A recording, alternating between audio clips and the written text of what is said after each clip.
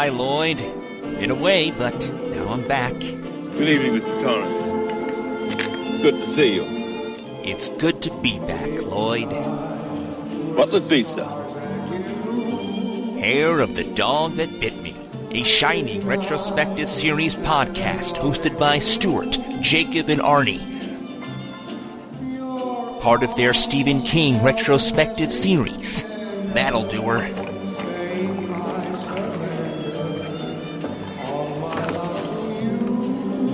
No charge to you, Mr. Torrance. No charge? Your money's no good here.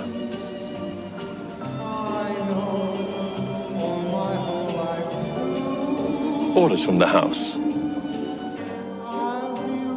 Say, Lloyd, I'm the kind of man who likes to say up front this podcast series will have spoilers and harsh language. Thank you for saying so. And these podcasts, they're coming out each week at nowplayingpodcast.com? It's not a matter that concerns you, Mr. Torrance. At least not at this point. Anything you say, Lloyd.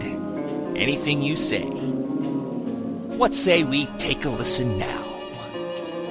Today we're discussing Stanley Kubrick's The Shining, starring Jack Nicholson, Shelley Duvall, Danny Lloyd, Scatman Crothers, and directed by Stanley Kubrick. Coming to you live from the Overlook Hotel, here's Arnie!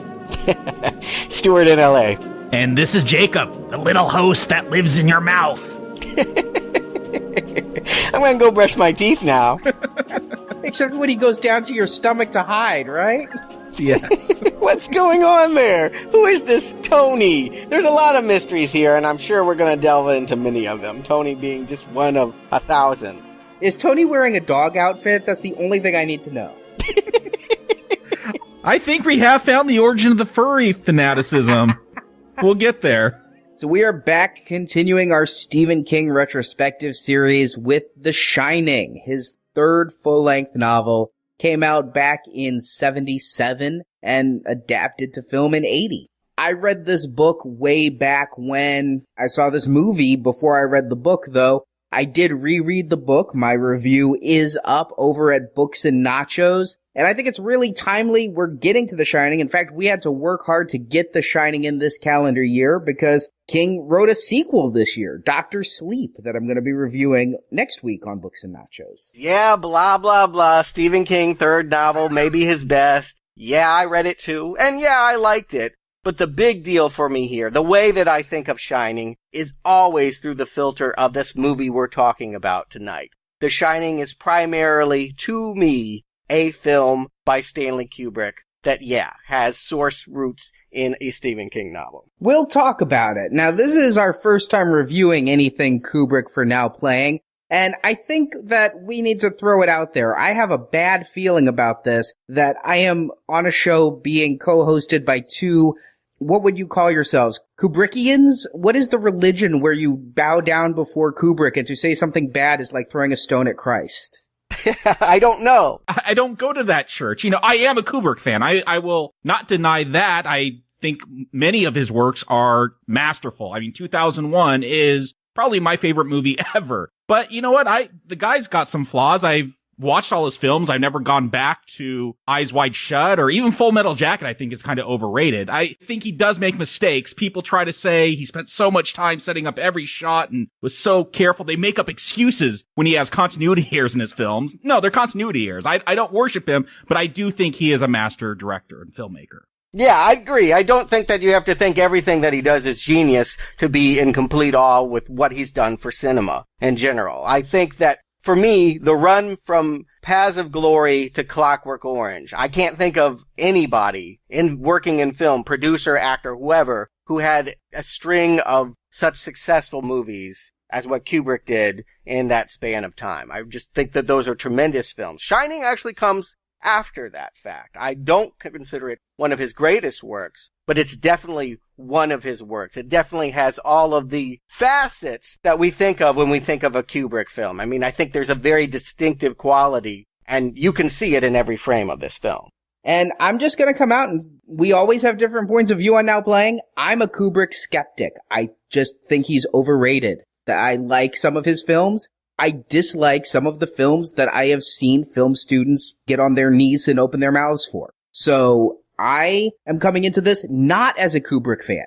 There are some films I like. We'll see if The Shining is one of them, but I find the man to be ponderous and cold, and when he tries to do comedy, I do not share his sense of humor, and when he tries to do drama, I'm often not connecting with the characters and wishing he'd get the fuck on with it. I want to just put it out there. I know I'm not alone. Anybody who's afraid to say Kubrick is overrated, stand up and unite behind me, because that is where I'm coming from. I could count all of them on one hand behind you there, Arnie. Hey, I know Cronenberg is with me. I know King is with me. I know Romero is with me. There are some outspoken critics of Kubrick, and I am going to join those ranks. It's fine with me. Believe me, I am not going to attack anyone for a difference of opinion. I will very staunchly argue that what he has done for filmmaking is revolutionary. Whether you liked the films or not, the style, the way that he invented camera lenses. Things had never been seen before that he did first. He is a pioneer. Whether or not you like where he goes or not, he did get there first. And I do deeply admire. I think anyone that is a film fan has to begrudgingly admire Kubrick. But no, I know many people that don't like him. Many women, actually, that I've met feel that he's misogynistic. And yes, the cold criticism comes up quite often. I think that you have to like a sterile, cold aesthetic in order to really like a Kubrick film. It permeates every frame. And lest I come off as a hater, I will completely acknowledge what you've said. I think the man would be a genius cinematographer if that's the role he had left himself in. But writer, director, humanist, mixed results. I do not hate everything he's done. I would count Clockwork Orange as one of my favorite films of all time. So he does have home runs. But again, I just wanted to put it out there that I have a feeling that at the very least, Jacob, you say you don't believe everything he does is good, but your favorite movie of absolutely all time is his. I think bias should be acknowledged before going into debate. I don't think that's a bias because he happened to also make my favorite film. I'm sorry, the guy made a really amazing, groundbreaking film. That's not my fault, Arnie. That's not my fault. We wouldn't be worth anything as reviewers if we decided carte blanche, these are the people we like, and whatever they do, we're going to applaud. I appall that kind of movie making. I don't think I've ever given a review where I've said, I like this because it was made by these people. Definitely, if we were doing a Kubrick retrospective, you would not see 12 green arrows from me. But let's look at this film, The Shining. It was actually coming off of Kubrick in a bit of a recovery mode after Barry Lyndon. Yeah, I do feel like it was a recovery mode after Napoleon, to be quite honest. That after 2001, he was really the biggest director around. Thought he could do whatever he wanted. His dream project, never been realized, was to make a movie with Jack Nicholson about Napoleon Bonaparte. And they built sets, they raised the money, they spent 2 years developing it, and then it collapsed. And I think it really hurt Kubrick that with all of his power and with all of his goodwill, he could not get that movie made with Nicholson. And when Barry Lyndon, which I think was the booby prize for not making Napoleon, it's his period film that wanted to be like Napoleon. When that one tanked at the box office, I think he was really hurt. I think he was devastated. And I think he was looking for a commercial project that would express some of that creative frustration and anger. I don't know that he was a big fan of Stephen King or Carrie or Salem's Lot.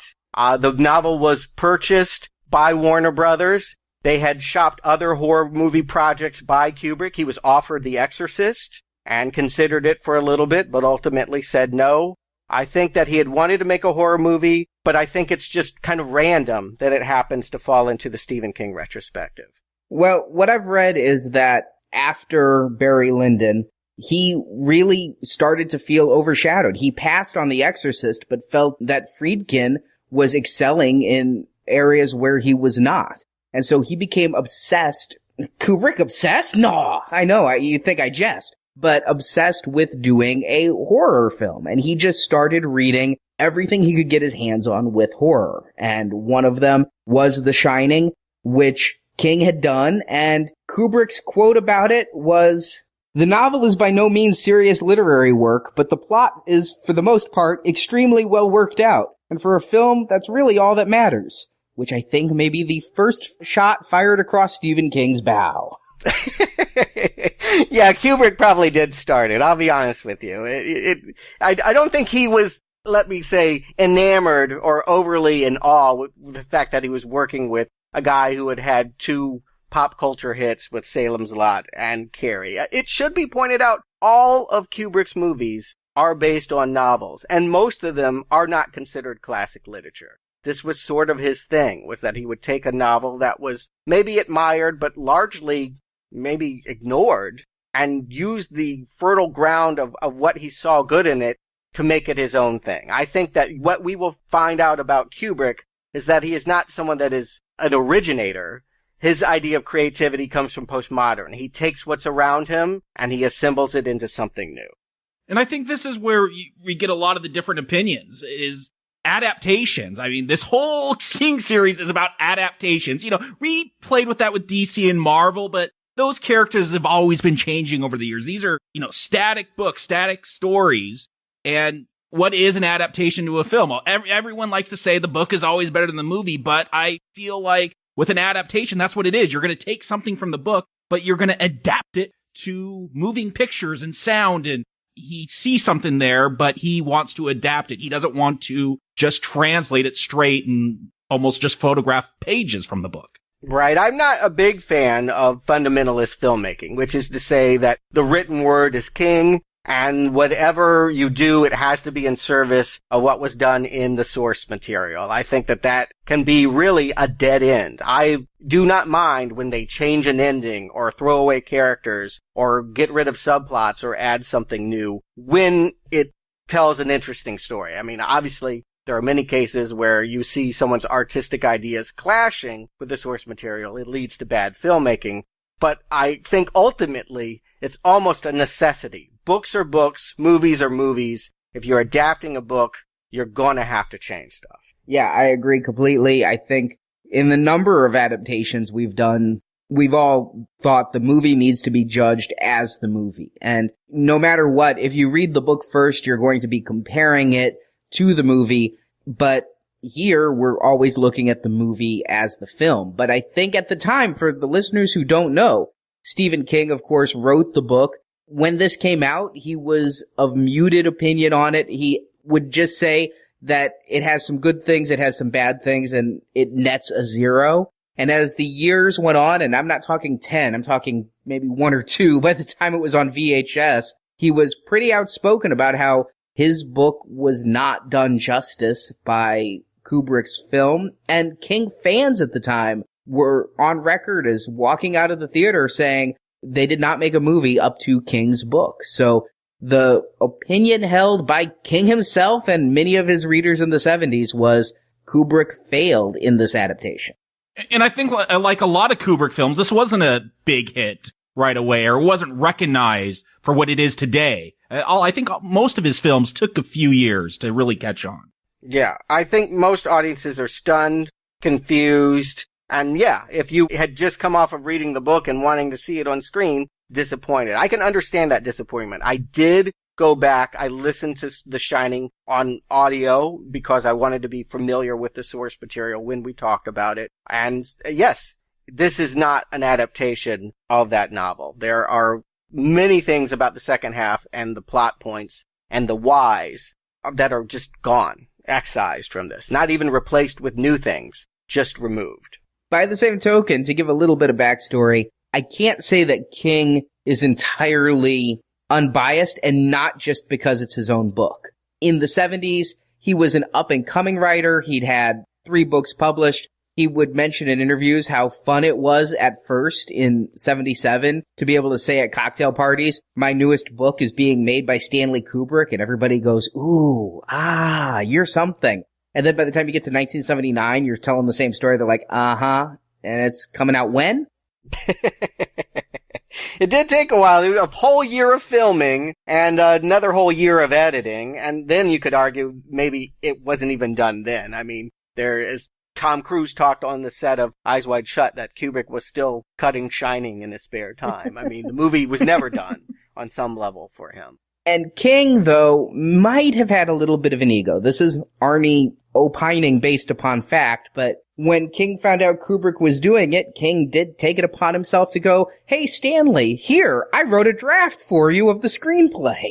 It was required. It was actually part of the contract he had with Warner Brothers when he sold it, was that he got to write the first draft. Not the final draft, but he at least got to set the tone for what the script should like according to his vision. And, I'm sure he got paid more that way, too. So that's a way of paying him extra for a best-selling novel. And Shining was a hit, right? I mean, this was the first Stephen King book that was a bestseller from the get-go. This wasn't a case like Carrie where the movie made the book happen. Right, It was right. more like they were riding the wave of Carrie's success, and people went to go find the latest from the Stephen King guy. Yeah. And at the time, I mean, Kubrick, he did consult with King. I'll bring up some of their conversations, but he was known to call Stephen King at like 3 o'clock in the morning and just go, "Do you believe in God?"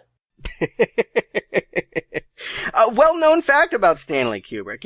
What I knew about him as a child was that he was exacting, that he had made everyone do dozens, sometimes 100 takes of things, that I had in my mind that he was an authoritarian and that what he said goes and that he had all the answers. In truth, most people will tell you that worked on the Stanley Kubrick movie was that he talked to everyone. He picked everyone's brain. What do you think? What do you think? He would call random people just to get their impressions on, things like God and religion and whatever. Anything that might spark the idea for finding the right moment and the right ideal. Kubrick did not know what he wanted to make when he started out with The Shining. He knew what he wanted it to feel like, but he did not have it all worked out in his head. This is largely an improvised work that we're seeing. In the end, he and King had a falling out. He would, in the time that this movie came out, call King a bit of a brat and threw out his draft completely. Said, "This is not what I want to do." I don't know if the contract was King had to write it. There was no part of the contract that said Kubrick had to use a word.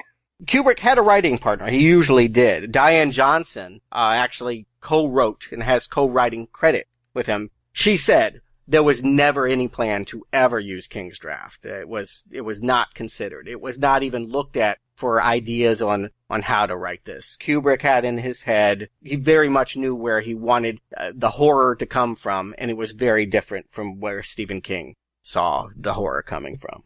Yeah, in another shot, Kubrick did say he brought in a serious American novelist to help him write the script. Wow. Well, I don't know who Diane Johnson is. She might have written some great stuff, but she was a New York magazine columnist. I think that she had more academic cred, maybe, than Stephen King, who King was always considered a populist who wasn't serious literature, and I guess Diane Johnson was. What's funny is my personal experience with this film, I saw it before I knew who Stephen King was. I mentioned in the Carrie podcast about how I went out of my way to record Carrie off late night television and watch it as me getting into Stephen King. But if you've listened to our shows going way back to Friday the 13th, you know that as a child of single digit age, I was fascinated but terrified by horror. Absolutely terrified. I wanted to watch Dracula, the 70s version on network television. My sister had to be home to watch it with me because I was like, Dracula was going to come out of the television. I ended up watching The Shining when it was on TV back when I was 9 years old. And this movie scared the shit out of me. To the point that the next year, I saw Prizzy's Honor in theaters because my parents couldn't find a babysitter. They took me. I forced myself to go to sleep because seeing Jack Nicholson on the big screen was about to make me shit myself. I don't doubt it. This is, when you say Jack Nicholson, this is the first part that comes to my mind. It's the one, for better for worse, the typecasting of him as the crazy man. He had made a lot of parts already in Hollywood. By the time he made The Shining, he had won an Oscar for Cuckoo's Nest. He had all throughout the 70s played a wild man, but this is the part I gotta tell you. I'm right there with you. And I saw it at a very impressionable age as well. I don't remember the exact year, but I wasn't much older than Danny when I saw it and loved it. Totally scared me. But unlike Poltergeist, a movie that I watched repeatedly because there was something kind of warm about that movie too. This one, it was so scary. I would only watch it in bits. I would walk away from this movie because it really did it tapped into my world. I mean, I gotta say, I did have a dad. He had some drinking issues at the time. I had a mom that was kind of mousy and ineffectual. I was home alone like Danny. There were things that felt so real about it. And I really admired Danny. I would play Danny when I would have, play dates or what have you with my brother. Was your brother Jack? No, I guess he was, actually. Yeah, I was like, he was the one with the axe. You're right. Yes, he was. But, it was a thrill to me, particularly when Danny slides out the window down that snowbank. I mean, I thought that there was something wonderful about Danny's story, having magical powers and defeating evil. And I loved this movie, but there were parts that were too scary for me to sit through. I don't know when I saw the movie start to finish, but I saw it in bits and pieces a lot. Arnie, you could call me out for being a bias for Kubrick, but I watched this film before I knew who Kubrick was. And again, I'm not a horror fan, but I watched this on TV in bits and pieces like you, Stuart, because I was scared at a young age. I didn't know who Kubrick was till I was in high school and I was introduced to Clockwork Orange. But there's something about this film. And again, I'm not a big horror fan, but there's something about this film that, maybe I was just impressionable, but it always stuck in my mind. And this is one of my top horror films that I always go back to. I like the atmospheric feel here. And it was something that stuck into me at a young age, seeing bits and pieces, Jack Nicholson chopping through the door, all this stuff we're going to discuss. Yeah, I agree. I wouldn't have had any knowledge of how movies were made or anything when I saw this. When I saw this, I was watching Roadrunner. I'm telling you, I was Danny. I probably shouldn't have been watching this, but I probably just saw Alien last month, and this month I saw The Shining. So I was having a really traumatic 8th birthday, I guess. Yeah, I actually was way too young to be watching this as well. I watched it because my older sisters wanted to see me squirm, and my parents were out that night. So it was partial torture. But that said, I can't say I go back to this that often. When I was putting this one in, I picked up the Blu-ray as soon as it came out, but I hadn't had a chance to watch it, and I got to thinking I hadn't seen The Shining in about 15 years. I saw it on DVD a couple of times when the DVD was new, and it was with great excitement that I put this in and was able to revisit and see how well my memories held up. And this is a Father's Day regular for me. Not that that's any commentary on my dad. You don't have children. It should be pointed out. You don't have children. Yes, I do not have children. You and your dad, not you and your 2-year-old. Yes. You know what, though? I like to watch it ironically on Father's Day, because it's about the worst father ever. And you sit there and just go, red rum. Yeah, I have spent all year. This probably more than any other podcast we had on our schedule was the one I was most looking forward to in 2013. And let me tell you, I did it up. Not only did I read the book again, here in LA, they actually had a Kubrick museum piece. I got to walk around like Planet Hollywood style, all of the set pieces of all the Kubrick films. I can't tell you how much joy it was to walk through the Korova Milk Bar or see the Monolith from 2001. But The Shining Room had axes in the wall and typewriters, and they had the little girl dresses. It was great fun. And a few months ago, actually, they re-released this movie in very limited capacity in theaters. So I actually went back and had a theatrical experience with the film before watching it again on DVD.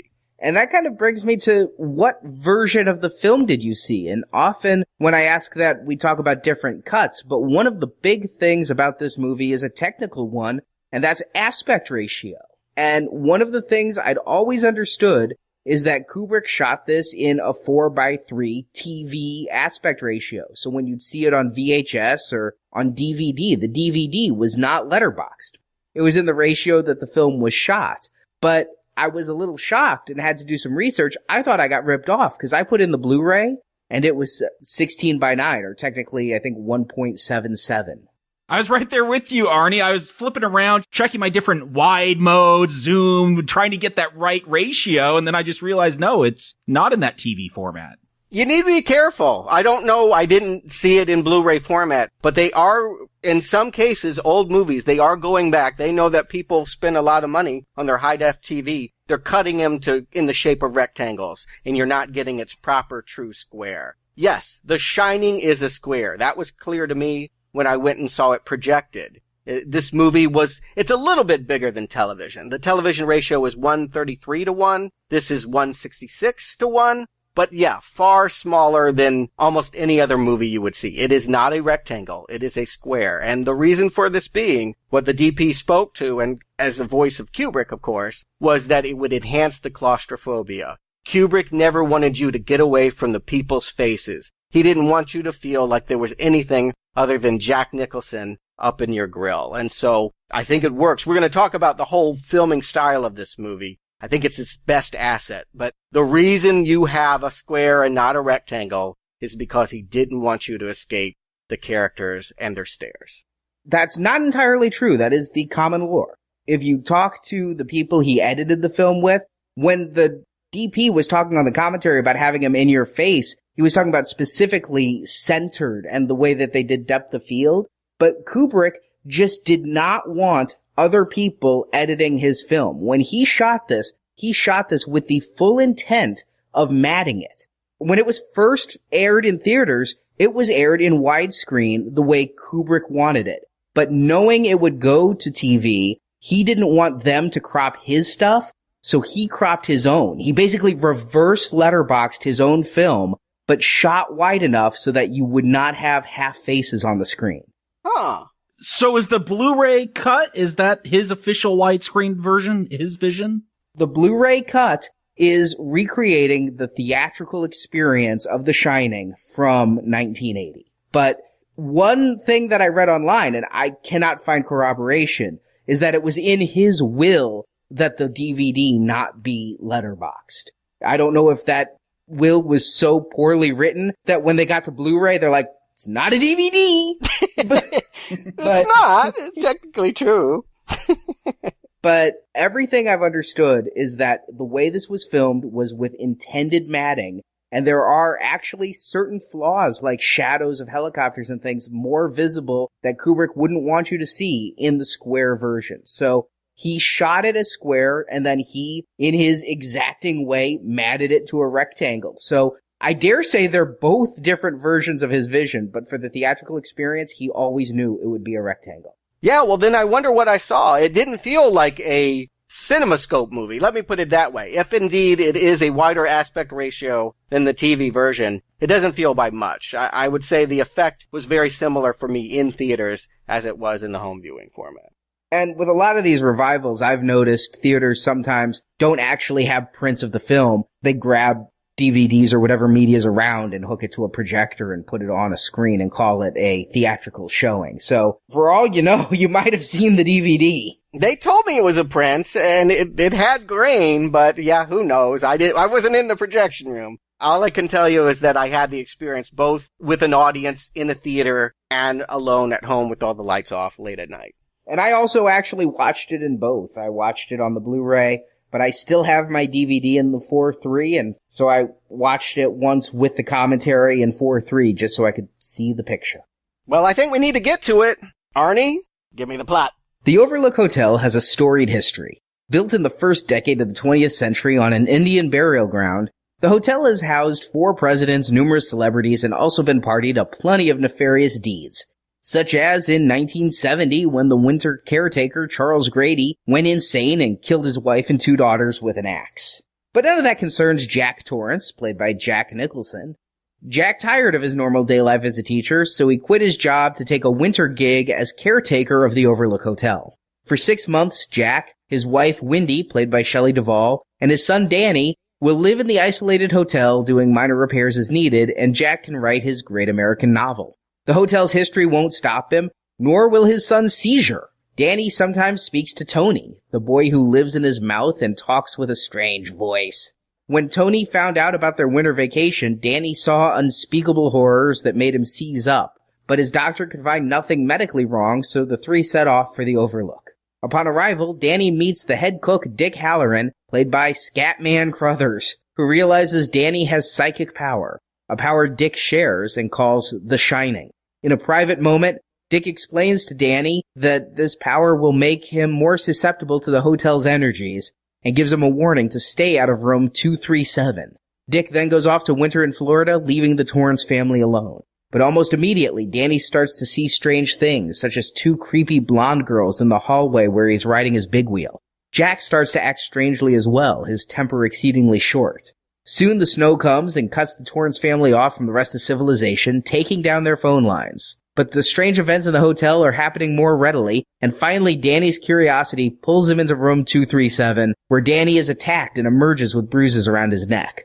Wendy thinks Jack hurt Danny, which is when a party from the 1920s begins in the ballroom, and Jack starts to drink up the newly stocked liquor. Jack goes to investigate room 237, where he sees a sexy naked woman in the tub, but when he kisses her, she turns into a dead, decaying corpse of an old woman.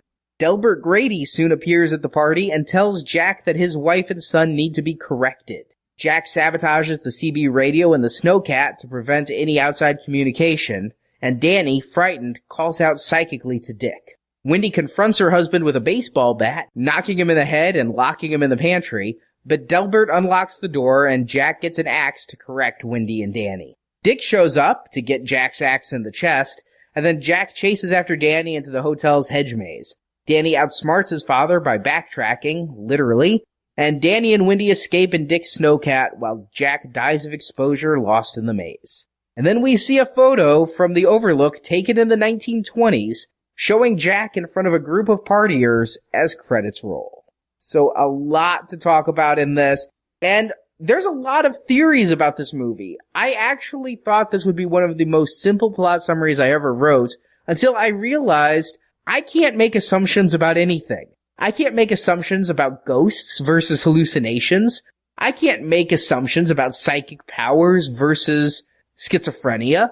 So I have to write out what we see, and then we can discuss what it means. Isn't that the shocker? Boy, when I saw this as a kid, it was simple. I had the child's perception of it. Evil ghosts make a dad go crazy. Nothing scarier than the thought that your parent would want to come and kill you. Little boy triumphs with his magical power. It was like any other movie from the 80s. I loved it for its simplicity. But you're right. As I now approach Jack's age, I'm seeing it much more as a puzzler, as a mystery, as an unsolvable riddle. And yeah, you're right. A lot of theories as to what's going on here, even from the get-go.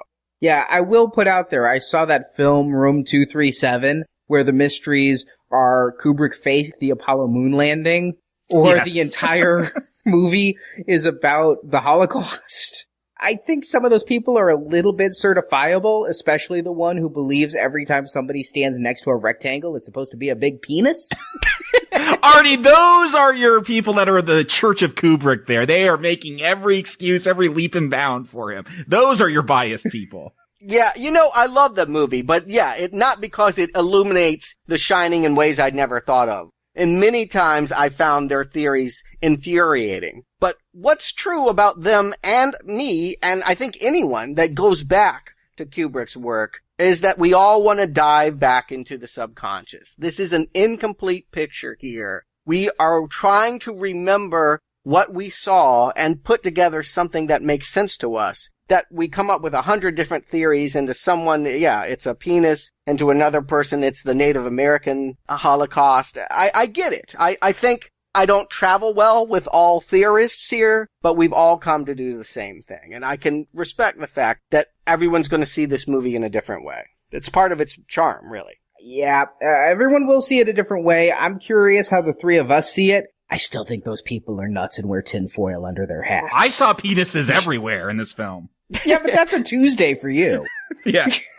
The Native American one, I'll give him props. There is some support there. I don't think the movie is about it, but I think that he credibly showed how that was subtext that, means something to you or it doesn't. To him, it meant everything. It was the movie for him. But yeah, most of the other ones. Yeah, the moon landing, I actually walked away from Room 237 more convinced that the moon landing was faked than I was convinced Kubrick meant any of that stuff in his film. Yeah, I don't think that any of them were on to what Kubrick meant. I think that Kubrick knows authoritatively. Again, I want to say, my early conception of him was that he was a god, that he had all of it worked out, and the reason why he put his actors through hundreds of takes was so that he could break them down and make them do it exactly how he had it in his mind. That is not the case. The Shining is not the case of one man exerting his will on hundreds of people to have his vision realized. It is the story of a man who knows that he wants to dive into primal images and subconscious horror and is trusting his actors and the people he's assembled to help him find the best path to it. I think that it is a discovery here. The man shot rehearsals. He didn't break people down into doing what he wanted. He didn't know what he wanted. And I don't think, even in the end, he had a complete vision. Like I said, he was cutting this movie until the day he died. Yeah, I think he has a reputation because of this film, because of 2001, of being way out there, baby floating in space. What's that all about? And, I think 2001, maybe someday we'll do that. I think that's a pretty simplistic story after a couple of viewings. This one, though, maybe it is because he didn't know where he wanted to go. Maybe because it is more primal. This is one, well, it might not be as masterfully shot or done. There's something about it that keeps unraveling every time you watch it. Well, I'll tell you this much. My personal take, and I invite anyone to have their own, is that this is very autobiographical. That this is the story of a man who is creatively stumped, who is forced into maddening repetition, who gets off on really abusing Shelley Duvall and Scatman Crothers. I think that Jack Nicholson is Stanley Kubrick in this movie. I see it very much as a story of a man who didn't know what to do next and was haunted by it. And Jack Nicholson, this was a Kubrick choice. It was one that Stephen King was not happy to hear. It's kind of remarkable to think that, but Stephen King wanted someone that seemed like a nice guy to play the role of Jack Torrance so that he had somewhere to go when he descended into madness. When he cast Jack Nicholson as a crazy guy, isn't that a foregone conclusion? More so now than then. Yeah, you did have Cuckoo's Nest back then. I was just completely stunned, having not all that long ago done the Batman retrospective, to realize that right here, Jack Nicholson defined a persona that he would just bring out, whether it's as good as it gets, Batman, any movie you put him in, he's going to be Jack from The Shining from this moment on. Joker is definitely Jack. Yeah, most of his roles. I think he was typecast after this one. He was incredibly dramatically crazy throughout the 70s. After The Shining, he was playing a cartoon.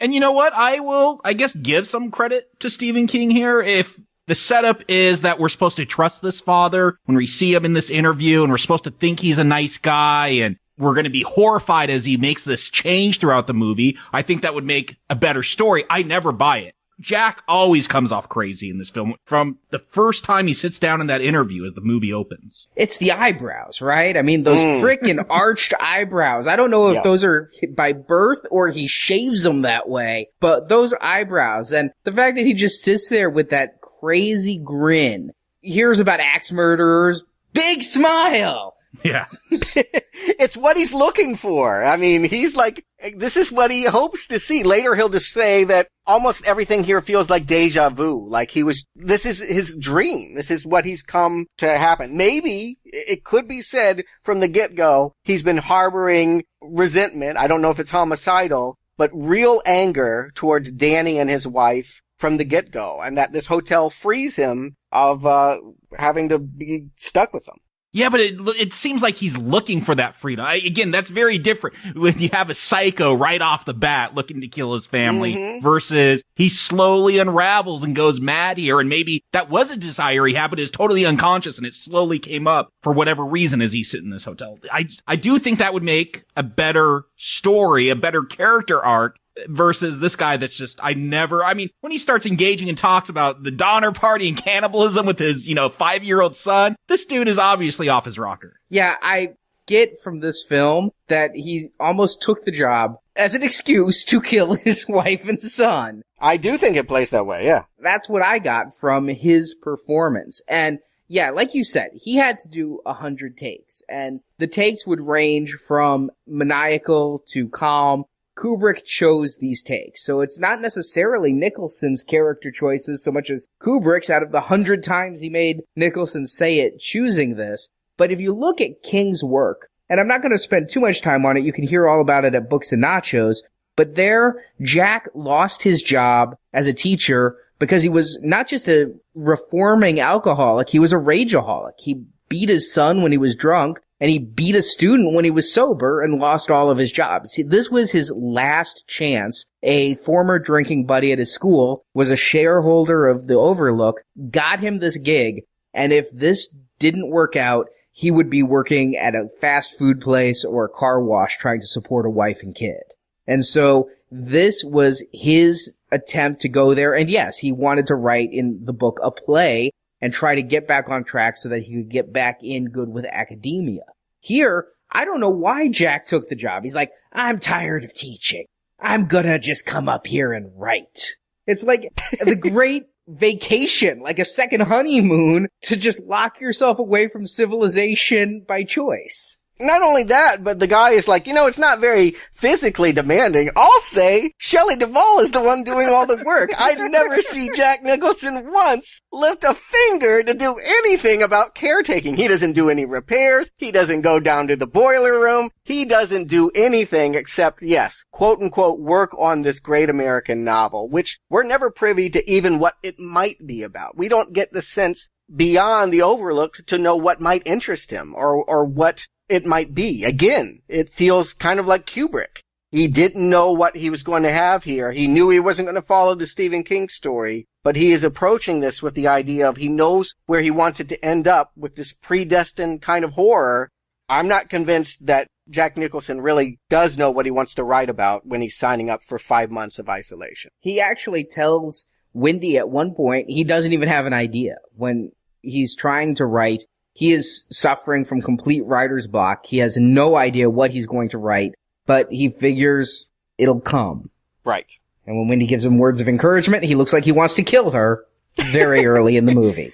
Wendy. Now, I have always been of the belief that all of the later Kubrick films are flawed because of casting. That everything after A Clockwork Orange, I do have problems with, largely because he goes with sort of a milquetoast character that's supposed to represent innocence, I think, but who just ends up getting on my nerves. And maybe it's Ryan O'Neal, maybe it's Tom Cruise, maybe it's Matthew Modine.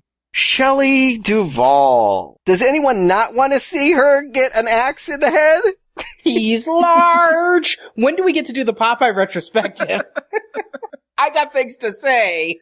They are remaking it. I will hold you to that and see if you want to go back. But, yes, she is forever olive oil. It was released the same summer that this movie was. She, of course, shot this movie first before she did that, but she had largely been a ensemble actor in Robert Altman films. She was relatively inexperienced on professional, traditional film sets. She is Kubrick's choice, and I believe Kubrick chooses her because she is a woman that he would like to punish very, very much, and did. On the set, many people talk about how she received the worst treatment.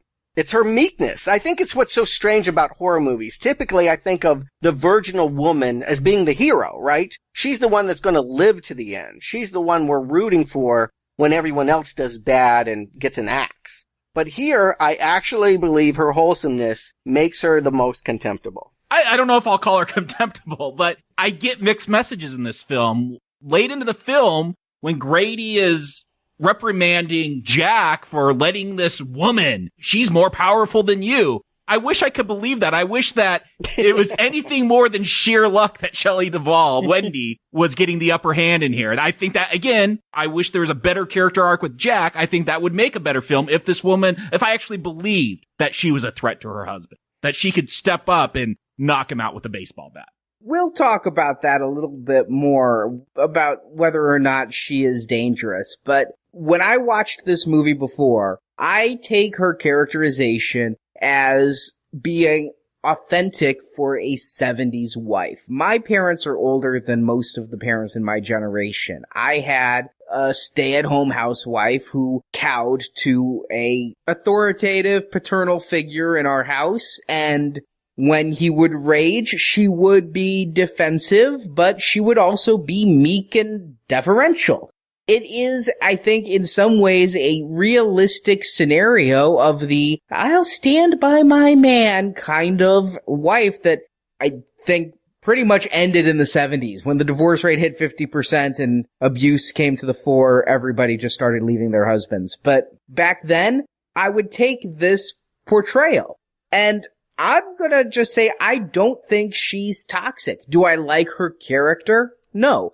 But do I think Duvall gives something in a performance that I don't like, or that another actress could have given a better performance? Another actress could have given a stronger performance. That's not what Kubrick wanted. Yeah, I agree with you, Arnie, that there is something that feels authentic to the time with her. Coming out of the 70s, when things were really just starting to change. And I think that's what a lot of this movie is about, is the American landscape changing. And do we accept that change, or do we try to hold on to the past? But if they reshot this today, or maybe next week when it's in 97, if she comes off the same way in the 90s, it wouldn't work as well as it does coming out at the time it came out. The next one is King through and through. If this one King says isn't his vision, the next one was King's baby beginning to end. And King does not like this portrayal because in his book, Wendy was a strong, beautiful woman who could stand on her own but was trying to make the marriage work. King has gone on record calling Shelley Duvall's character the most misogynistic portrayal of woman in cinema. You could go that route. I certainly understand it. It certainly is backwards. You say it's true of the time. I think at the time she would be judged very harshly by other women. She has no career aspirations. When we meet her, she is an apologist for child abuse. She spends her time largely in the kitchen serving a man who is doing nothing. I think that it is a very 50s of a housewife that in the 70s and certainly by 1980 would have been seen as ridiculous. How she works in this movie for me now is she seems like a child. Her only friend is Danny. The person that she talks to is a 6-year-old boy. She doesn't have friends of her own. She doesn't have, gal pals to go out and blow off steam with. She is as much a child as Danny is. They're both subservient to Jack. It really sets up a power dynamic that's scary once Jack loses his mind. And if you know housewives, stay-at-home moms that just stay at home with their kids, I know it's rare today, but I know some. Yeah, that is, their kids become everything, and they almost do become childlike when they're around their kids because that's who they're talking to all day. Again, I think you're saying this seems like the 50s. I think this still goes on, maybe even today. It's just not accepted as a norm, and I think it's a pretty good portrayal of it. Yeah, no, I agree. She got nominated for a Razzie, and I think that's unfair. She gave the performance that Kubrick was looking for. At the time, for many years, I would look at this movie and try to understand why he was looking for such a neurotic, waif, physically unattractive, those bug eyes, those teeth. Yeah, the teeth, exactly. And the clothes don't help either. I mean, if she's not out of the womb attractive, they're certainly doing nothing to airbrush her up. That's what I mean. Kubrick has designed her to be tortured. And indeed, she is. I mean, she really goes through it. Kubrick made her do a lot of takes, and she spends most of the movie weeping. He did this to her. I mean, many of the other actors had scenes where they didn't have to go to this emotional range. Here, I think she just had to spend a year screaming and sobbing. And it is effective, but you're right. It is not sympathetic. I am not on her side. And I think that female doctor, you see the look on her face where she can't believe she's judging this woman for sitting there and being like, oh yeah, it was just one of those things when my husband got drunk and dislocated Danny's shoulder. I mean, it is, I think you're wrong. I don't think that this would have been acceptable at the time at all. I think Wendy goes in looking bad and ends up looking worse. No. I'm not saying acceptable. I'm saying it wasn't abnormal. That's always been a thing in films and storytelling. The wife who's trying to protect her family, even though it's an abusive relationship. Yes, we recognize that as pathetic. She is a pathetic character. I'm saying it does have some authenticity to me, though. And if you look at that story, yes, the doctor is horrified because she's hearing about it for the first time. But this was 3 years ago that this arm was broken. And the story ends with Jack hasn't had a drink since. So yes, it was horrible 3 years ago, but it was when Jack was an alcoholic. Jack has supposedly stopped drinking. Now, later in the movie, Jack gets a drink and says, it's been 5 months on the wagon. So I think he's been sneaking drinks for 2.5 years. I think that's an inconsistency. I think sometimes it's been 3 years and sometimes it's been 5 months. Yeah, I took it as Jack lying. That was my read of it. But if you look at it from Wendy's point of view, Jack was still drinking and still beating. Yes, she becomes a contemptible, horrible person who just needs to stand up for herself, or at least for her child. But, maybe not contemptible and horrible, but very, very pathetic at best. He stopped drinking. She's working on repairing the relationship. I take it as loyalty and optimism more than anything contemptible. Jack is clearly the star, but I still feel that the character I really gravitate towards is still Danny, even though I am no longer Danny's age. He is the one, I gotta say, if you were watching this the first time, had no idea what the plot was, wouldn't you think he's the evil one? Particularly coming out of a decade where we had The Omen and Rosemary's Baby and It's Alive. Wouldn't he just be another one of those spooky, creepy kids that's gonna do something bad? Yeah, especially with that voice he uses for Tony. And the finger wag. I used to love that as a kid. I grew up a little bit after 70s cinema, so looking back, I could see where you might think that. I've never once thought that, because I didn't see those movies until the 90s when I was in my 20s. But to me, because of the age and everything else, he comes off as the innocent, the psychic power. You look in King's work, how many super-powered children do we have? He started with Carrie. We're going to get to Firestarter. But yeah, precisely. Carrie, Firestarter. They ended up being real problems for people. But sympathetic characters in their own way. And Firestarter, we'll talk about how big of a problem she was. I think she could claim self-defense. To become in, another year, I think? Maybe 2. We gotta see. Maybe 2. That's true. But when you look at superpowered children in King's work, Children of the Corn is the big exception. I think by and large, they're the good guys. And when I saw this in the early 80s, yeah, it's like you say, he's Elliot. He's a Goonie.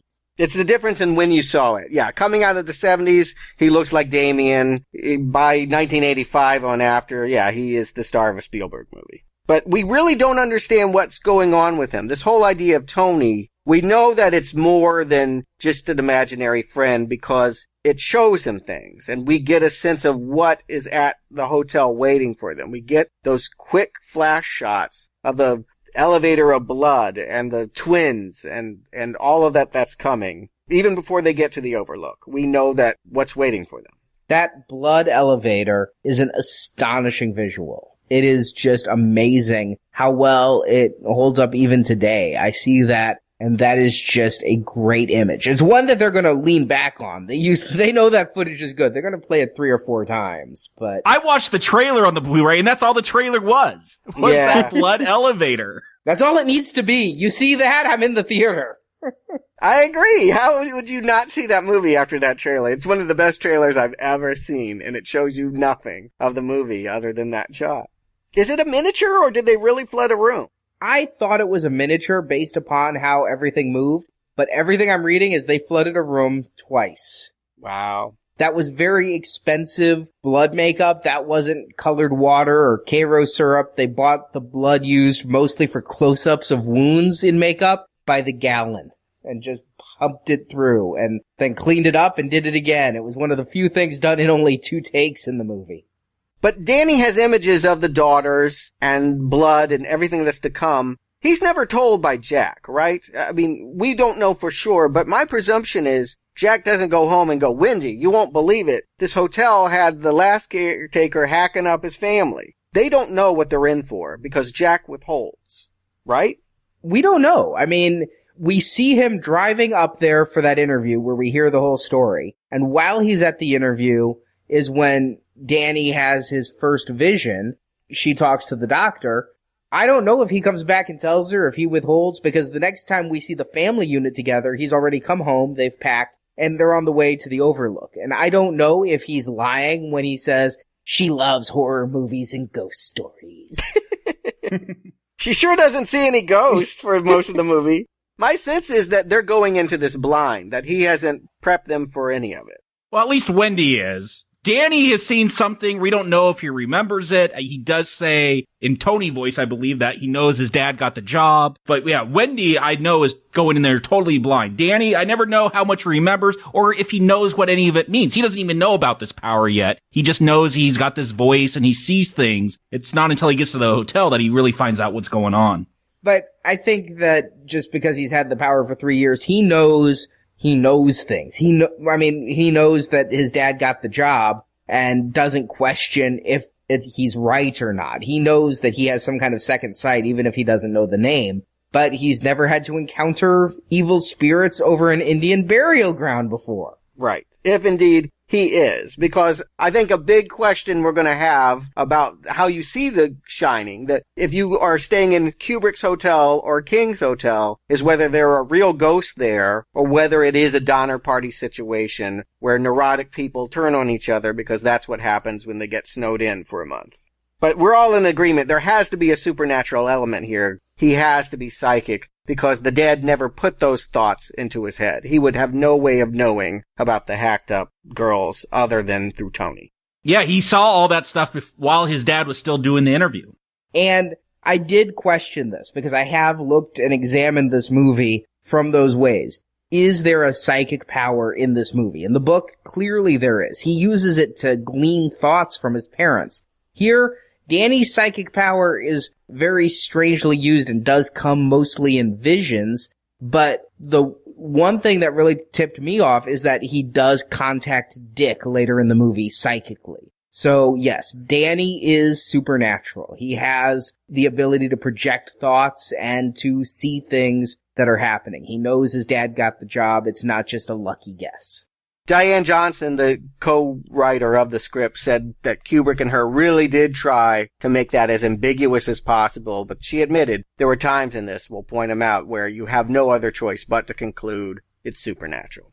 But how supernatural it is something else I want to discuss. Again, ghosts or what have you. But yes, I think that this would be a failure as a horror movie if you could walk out of there with a real world, it was all a dream, Jacob's Ladder type explanation for the whole thing. I think I would like it a lot less. I like the fact that even if it's not going completely with King's explanation for what's happening, if it's going to be ambiguous, at least we all have to admit there's more in Heaven and the Overlook than exists in our philosophy. I just want to comment, as they're going to the Overlook, gorgeous freaking camera work. Absolutely gorgeous. These aerial shots following the Volkswagen Bug up the road. I'm heading to Montana next year. And it's not just this gorgeous aerial view. I love the music. You know, we talked about Jack Nicholson. He gives it away that this is a horror movie. Well, so does this score. I mean, this boom, boom. It's so foreboding. But you know what? If you're going in, hey, I want to be scared. This music, as you see this little car going up this windy mountain, it really sets the mood. This was the music they played when you entered the Kubrick exhibit. And boy, was I so excited that, and yeah, I do love the music. Again, worth pointing out, most of it is not original. It is classic composers, Bela Bartok, Krzysztof Penderecki. The stuff that's original is right at the start here, this kind of Moog synthesizer stuff. But for the most part, this was all stuff that pre-existed, that Kubrick selected to be in this film. The original score was scrapped. You know, a defining characteristic for me for Kubrick is always his use of camera. It's a tough call, but I think that if gun to head I had to pick his best looking film, this is it for me. This is the one whose images burn deepest into my head. I really feel like Kubrick as image maker is at the top of his game in The Shining. The way that they photograph this is unlike anything before. There's never been a horror movie that used this steady cam technique where you have these endless shots, this very bright lighting. I mean, how many horror movies can you say that don't have shadows in it? Bright lighting, corridors that go on and on. The star of this movie is not Jack Nicholson. It is Kubrick and his camera here. It is just a phenomenal piece of photography. I'll half agree. The star is still Jack Nicholson, but this is Kubrick's most gorgeous film that I've seen and one of the best looking horror films of all time. Now, I think these days a lot of this would be taken for granted because the Steadicam technique's so new back then. Now you can watch on weekly procedurals. But the way it's shot, the depth, the fact that I couldn't believe this. I honestly thought they took a hotel over to shoot this. The fact that all of this was built in Elstree Studios over in London, none of this is real. These are all gigantic sets that have depth just for the sake of having depth and not because they need to fit an X-Wing in them, is incredible set design and photographed so well. I was just so happy to have the Blu-ray of this where they did the color correction. I've never seen the film look as good as it did on this new Blu-ray. Just fucking gorgeous. Yeah, one thing about the camera work here, you said the steady cam, Stuart. You notice how much this camera is moving. We're not doing shaky cam, we're steady, but this camera always seems to be moving. Is it a ghost following these characters? Is it us following these characters? When there are static shots, they really stand out to me because it calls out how much this camera is just moving around, following these characters, going all over this hotel. Yeah, which is just a big set piece, a big sound, multiple sound stages. It's a big maze. I think the intent is to, even though they have a hedge maze out front, the whole thing is a maze, and we get lost in it, and I love it for that. I mean, if you're going to design an incomplete mystery where everyone's invited to have their own adventure, I think, yeah, let's all go play in this maze. There's so much to see here, and the way that it's taken in, it's just terrific. The shot that I remembered most before coming back to this is Danny on his big wheel and the camera following him around and the sound of those shots and just the way that it takes you through. I'll hand it to Kubrick. You know, I started off saying that I don't love everything he does, but I would say that 99 times out of 100, if we were watching a film with long languishing shots of a little boy riding a big wheel through a hotel time and time again, I'd be the one sitting here going, when the fuck are we getting to the story? But the visuals, the score, the sound design here is drawing me in. I'd almost use the word like hypnotic. I didn't feel time when I was watching The Shining for this review. I just was in the Overlook with the Torrances and experiencing this film. I had a real hard time judging pacing. And when I went back with the commentary, I was able to mark some time notes. When watching this and experiencing the film, you're just in it and the camera's moving and I'm moving with it. It keeps everything feeling kinetic. If you just set the camera still, would feel like these long, boring scenes. Yeah, the camera work makes this hotel a character. And I think from what I've heard, that is something from Stephen King's novel, that the hotel, you know, it's got a much more active role. But I feel like, you know, just like when we talked about Die Hard, that first one, and how that building was a character and we really felt the layout. I feel like Kubrick's doing that here. He's setting up the Overlook as another character. We'll learn from different characters that even places could have The Shining. And so, yeah, this is just another character we're being introduced to now. Absolutely essential for me for loving horror movies since a place, and I can't think of one that did it better. You're right. It's art direction, too. Yeah, these are sets. God knows if they had rented out a hotel and shot for a year, it would be the most expensive movie of all time. They had to go and build it somewhere else. And Kubrick did. He wanted to cherry pick. He wouldn't have been satisfied setting up location at one hotel. He had people go out and take photos of every hotel in the country, picked his favorite rooms, assembled them, and said, "This is my hotel."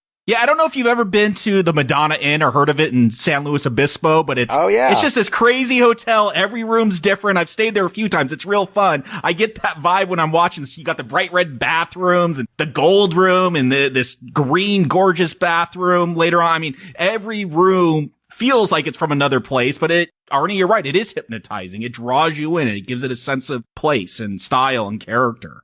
And you talked about how the building can shine, and we're told that because of Dick Halloran, played by the Scat Man, shoo-ba-doo-ba-dee-da-ba-da-ba-doo. Jazz from the animated Transformers film? Of course, we have covered him before. I was thinking this was the first time.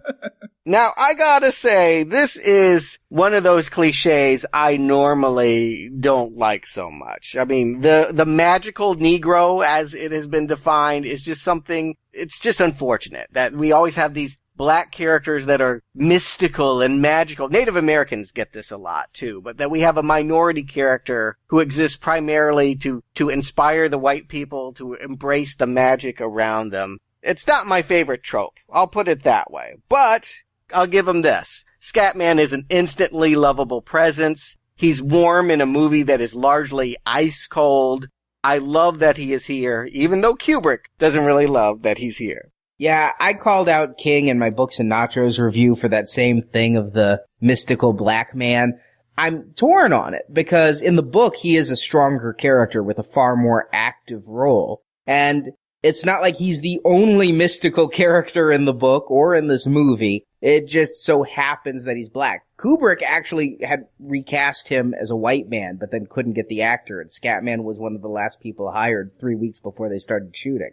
And made him pay for it. Yes, Slim Pickens, if you saw Dr. Strangelove, the guy that rode the bomb down to the ground, that was who he wanted, and it was Jack Nicholson's friend. I mean, Jack Nicholson is the one that said, use my friend Scatman, and Kubrick did not like working with him, felt that he was old and forgetful, couldn't get his lines done, and the scenes with the most takes done are the ones with Scatman.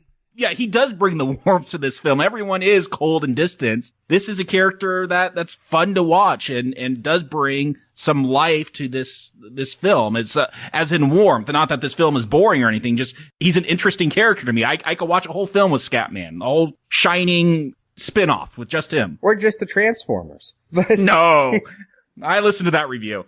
I agree with you, Jacob. I'd say my number one performance in this movie is clearly Nicholson, and we haven't even gotten to the places where he'll do it. But number two is Scatman. I read the same things you did, Stuart, about 100 and some odd takes. The Guinness Book of World Records would have the scene between Scatman and Danny in the kitchen as the most takes ever. And the scene where he gets axed later on, it was just cruel. I mean, Kubrick, even for the people who revere him, I think have to admit he's an asshole. And he just made him suffer physical injury for no good reason, and also his emotional abuse of Duvall. But despite everything he suffered, Scatman comes across as a very human and warm and realistic character in this movie, and I like him a lot.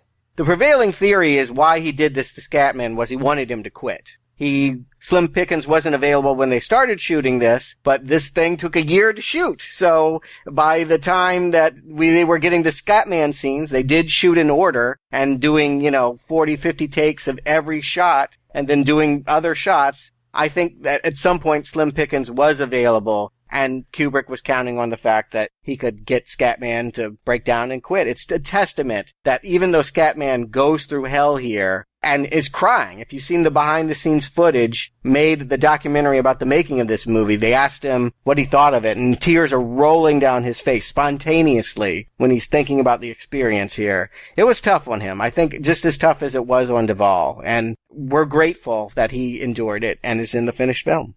I agree, although I have also heard rumors that there were a lot of crocodile tears coming out of Scatman just to get things over with.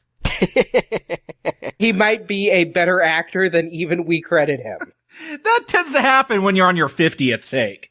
But I really do love that scene. If it took 144 takes to achieve, fine, so be it. That scene between him and Danny, it's comforting at first. He's trying to tell you, you don't have to be afraid of The Shining. We've been afraid of The Shining. Every time that he's shined, he's had seizures. We've seen things we don't want to see. You don't have to be afraid of them. They're burnt toast. I love that analogy. I think, oh, that's so nice. And then they have that amazing cut, and we see the knives over the kid's face. I love the way that this unfolds, and I love the way that it starts out feeling warm, like Scatman can put a happy face on this place, and then it gradually goes back into, don't you ever go into room 237. Room 217 in the book. The hotel that they modeled the outside on asked it to be changed because they thought they'd never rent that room again. Isn't that crazy? I would That'd be stay in that room. Popular. Yeah. Yes! You need to market that. In fact, in the movie screening that I saw, there was a hotel ad. They didn't have any previews before the movie, but there was a hotel ad in which they were promoting that you could find haunted hotels on their website. I'm sure that hotel has made a room 237. But this hotel, let's discuss its background a little bit. It's said here that it's built on an Indian burial ground. I want to put out that is something Kubrick or his co-writer added that is not in King's original book. So many people say it is. I've even read people go, yeah, that's something King uses again and again. The Shining, Pet Sematary. No, just Pet Sematary. And you know what? I never got a sense that was really true, that they really knew that. You get Ullman, the manager for this hotel, as he's taking Jack around. He just kind of throws it out. I think that's part of the mystery. I don't know if that's a reliable source. Yeah, it's part of the lore. They have a Colorado room that has Navajo and Apache motifs in it. It certainly is a part of the history here. He's proud of this long history. He's walking them through the corridors. It's a way of, talking up this place. It's been around since the Indians were here, and they were even attacked while they were being built. But how much weight do you give that? Do you feel like, okay, that the ghost here, I didn't see any headdresses. I saw a lot of flappers, but I don't feel like the ghosts here, at least, they're not the Manitou. I kind of just think that the way that it's dropped, that it's on an Indian burial ground, and I'm coming at this retroactively, right? But all I'm thinking of, you only move the headstones! And Pet Cemetery, graveyards are places of spiritual power. So if you built this on a graveyard, it is a place that is already psychically abundant, for lack of a better term. And so I take that as part of the reason why this hotel has spirits. When bad shit will happen in every hotel, why the Overlook? And the way I took it, Scatman says that a place could have The Shining. And this place, what does this place embody? At least to me, it embodies kind of this white affluence that, when we see pictures from the 20s, it's all white people. There are these drop lines about fighting Indians. To me, this is Kubrick making a statement about, this white affluence, this past that America has been built on. And so it has created this evil spirit, this evil take, this evil version of The Shining upon it. Hey, Jacob, if you can go on for 9 more minutes about that, I think they'll include you in room 237, part 2. I got more. I'll get into it. I get that, and I like these interpretations, don't get me wrong, but to me, I don't feel like the Overlook is haunted. I feel like it's a character, but I think it becomes haunted because the people that are there have this power. The people that see the spirits are Scatman and Danny and Jack. I believe Jack has The Shining. I am right there with you, Stuart. I was going to ask you guys, maybe in the book, does he have The Shining? And I feel like it was his drinking that kind of stopped it. That's how he coped with it. Again, when we get that talk between Danny and Dick, Dick says, people, they grow up with it and they do things, they deny it, they forget about it. And I always felt there's this scene on Thursday, we get these title cards throughout the film, letting us, it's kind of like a countdown to something. And on Thursday, it's mostly just given to Jack looking out at the snow, his wife and child out there, doing that great Jack Nicholson look, eyes up, and also standard Kubrick shot as well, the low angle from the camera. And you get that high-pitched buzzing sound, and that's a sound that's associated when someone's using The Shining. So I always felt like, at least when I'm watching this, that Jack did have it, and that it was actually his drinking that got rid of it. And once he stopped drinking, it's starting to come back. It's starting to affect him when he's here in this hotel. I didn't catch that sound effect. That could very well be the reason why he sees ghosts,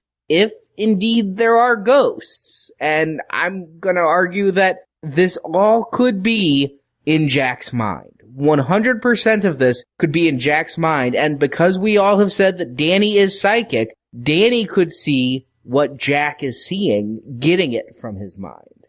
They have a link. I do feel that much is true, however you want to spend it. My take was that they both had the same power and dealt with it a different way. I'm with you, Jacob. I thought that the drinking was coping, and that as he started to probe his mind for creative ideas, what he really did was summon evil upon himself. For me, the way it passes between child and son is that ball. When he's creatively stumped, Jack starts throwing a tennis ball against the wall. Well, what comes out of room 237 at Danny right before he's attacked by a ghost? It's that same ball. I feel like in using that motif, we see that the same source is beckoning them. Jack's need to be creative and Danny's need to shine. Now, I am heavily influenced because I did read this book for Books and Nachos beforehand. I see a lot of what you guys are saying in this, but yet I also see a lot of King's original intent here, and what King wrote, and what also can be seen here and is my first interpretation, and it meshes with my childhood straightforward interpretation of this, is that Danny is a powerful psychic, the hotel wants Danny, but Jack is the easiest to corrupt and take control of. And the hotel wants to kill Danny so that Danny will be added to its ghost repertoire and be the most powerful and really up its capabilities and powers. And because Danny is there, the hotel is able to do things it's never been able to do for previous guests because Danny is so strong in The Shining. But Jack is the one who is most easily corrupted, and they can whisper in his ear and through offers of drink and offers of success, make him their agent. That might make sense, Arnie. I kind of like that take that maybe it's working through Danny, but it's affecting Jack. Because one of the things I still don't get is we get the story of Charles Grady, this guy who chopped up his family in 1970. But when we meet Grady, he's got a different first name. It's always confused me. Maybe it's, I don't know, it's filtering things through minds and it's getting it mixed up as it reconfigures it for Jack. Ah, yes, the Grady connection. That is the other big interpretation here, completely separate from King, is reincarnation. That Delbert Grady was a worker at the hotel, and then his ancestor, Shirtdale relation, became the caretaker and killed his family. And that big photo at the end, did A. Torrance, an ancestor who looked just like Jack Torrance, work at the hotel in 21? Is that why when Jack talks about the deja vu, he has that? Was he a reincarnation or an ancestor of someone who worked in that hotel and was very prominent in 1921? That is a possibility there and would explain why Grady has different names.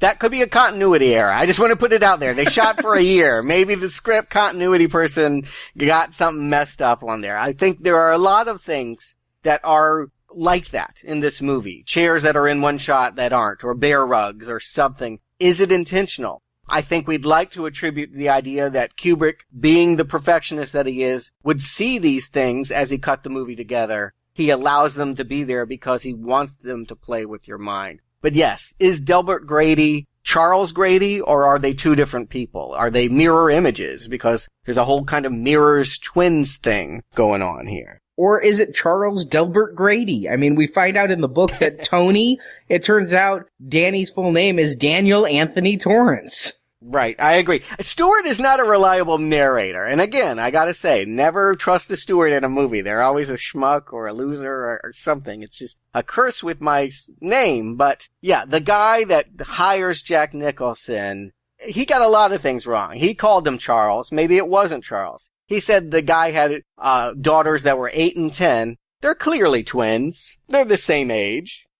While we're discussing the theories, I will tell you the explanation that kind of I had when I first saw this movie at the ripe age of 8 or 9, and that King wrote in the book, is that time ceases to matter in the Overlook. And so the reason there can be a party from the 20s, and King also has stuff going on from the 40s and the 50s and things all at once, is that the Overlook is timeless. And so that whole picture at the end that Jack Torrance was in the 20s, in the 70s, in the 80s, all at once, and could have become part of the hotel's cadre of ghosts by having died in that maze. That is another explanation, is that it's all just psychic energy that is irrespective of the actual date. Yeah, and it's a thing with King, it's also a thing with Kubrick. I want to point out that Kubrick likes to tell stories in which characters ultimately return to their roots, 2001 being its most literal, return to a womb-like state.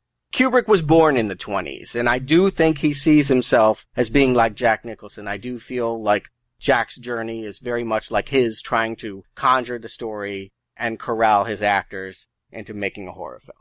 But I do have to wonder, I always took this movie as Jack was crazy from the start. And we've been saying Jack is crazy from the start. What does Jack do that's quite so wrong? I dare say that until he's accosted with a baseball bat, Jack does nothing except type craziness. If you take it to mean that he did not have any involvement, he was truly asleep, and that nothing that he was dreaming about or psychically doing or physically doing was hurting Danny in that room. Because we kind of really don't know what happened to Danny in room 237. We're told later, secondhand through Wendy, that it was a naked crazy lady. If it was indeed a naked crazy lady and not some secret desire of Jack Nicholson, then I suppose you're right. Or Danny himself is also the option there, because Danny has had seizures and has this alternate persona. If Danny perceives he's being strangled, could Tony strangle Danny?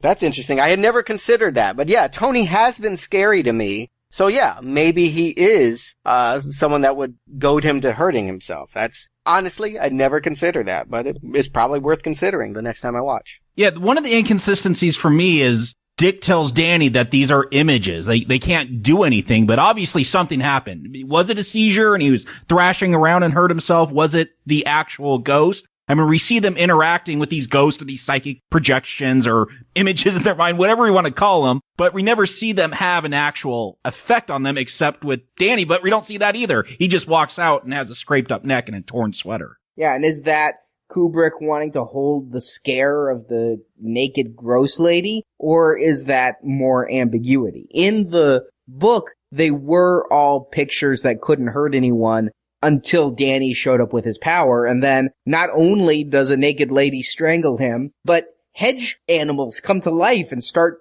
attacking, and they can very much hurt you. They didn't just need Jack in the real world, although he was their biggest agent. They would be able to hurt you directly. But here, yeah, all we see are these pictures in a book of those two creepy fucking twins. Oh my God. And then the blood in the elevator. I want to look at this from all sides. I think Jack doesn't do anything until his wife comes at him with a baseball bat. But isn't that her finally standing up to their past? I feel like, Stuart, you said this is Kubrick going back to his past. I feel like this is dealing with something about the past, confronting the past. And there is this past history where Jack did abuse Danny. He dislocated his shoulder. Now, maybe we believe this more if Shelley Duvall seemed like a woman that could stand up for herself. She does seem so timid, but isn't this her being proactive and coming to terms with the past and not letting her husband get away with it again? Or is it her suffering cabin fever and starting to kill her family? She does kind of come off crazy during this scene. Yeah, she has, for an hour of this movie, apologized for everything that Jack has done. And when he snaps at her and says, get the fuck out, and all the abuse that he throws at her. And it's pretty quick. I mean, a month into this, he should not be so jumpy, but he is really vicious very early into this living arrangement here. When she finally stands up and accuses him, she's actually wrong. She's grabbing Danny and said, you did this, and backing away. I mean, yeah, that's her neurosis. It's not even the truth. She is making the wrong assumption based on the past. The ghosts are playing on a past history to hope that she will turn against her husband. If there are ghosts. If there are ghosts, yes. I think we need to conclude that there are ghost-like apparitions who may or may not be the unconscious desires of the characters. Whether they have real reality to them or they're metaphor, I do feel like there are agents of evil. I mean, we see them. Yes, there are little girls covered in blood. There is a creepy old lady in room 237. Yeah, I do think these are projections. Maybe it's the ghost responding to the people seeing, but they do seem to project something from the characters, and they seem to be more benevolent, or at least better looking, the more evil you are. When Jack, when he first confronts the naked woman in room 237 in the bathroom, she's beautiful, but then she turns ugly, and Jack's still struggling with where he's going. But then the rest of it, there are these nice ballrooms and bartenders and GVs, but when Danny sees these projections or these ghosts, they're scary. When Wendy eventually sees them, they're scary. The only thing, though, that I can say is, if you look at it, the only time you see a ghost is when there's a mirror visible. Whenever Jack is talking to a ghost or seeing the ghosts, he's always around mirrors. So are these ghosts actually people from the past, or is Jack hallucinating? Is he having a delusion of these people being there? And if we were to walk in, it would be him talking to himself like Fight Club. I think that's a credible interpretation. I noticed the mirrors early on when he's sitting in bed and Wendy's talking to him, but when it shows him, it's his reflection. It never shows him sitting in the bed, just the mirror reflecting him sitting in the bed. Well, we're literally shown that in the movie. It's one of the nice edits. Kubrick, a masterful editor as well as a cinematographer.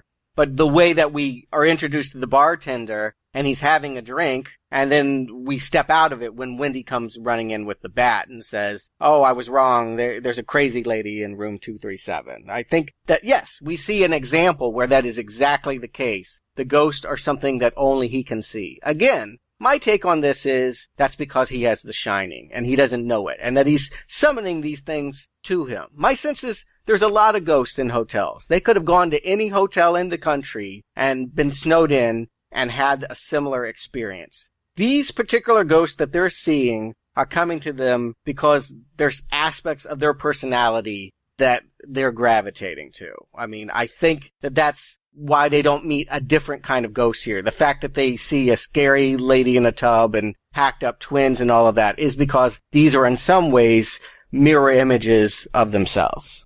And again, having reread the King book, in that it's explained the hotel feeds on negative energy. There are no happy ghosts. There's no happy hooker ghost that's going to get you laid. The ghosts are there to fuck you over and kill you. It's specific to the Overlook. The Overlook shines. If they went to the Hojo in Boulder, it's not going to have the ghosts waiting for them the way the Overlook does, built on the burial ground. I'll put the are there ghosts issue to bed because of one thing. And that's at one point Jack is locked in a pantry on the inside and it's unlocked from the outside. And only a ghost, or I did read a theory that Danny Torrance in Tony mode was unlocking it based upon his father's psychic suggestion. But realistically, I'm more inclined to believe a ghost unlocked that door, thus taking away the possibility that this is all in Jack's head.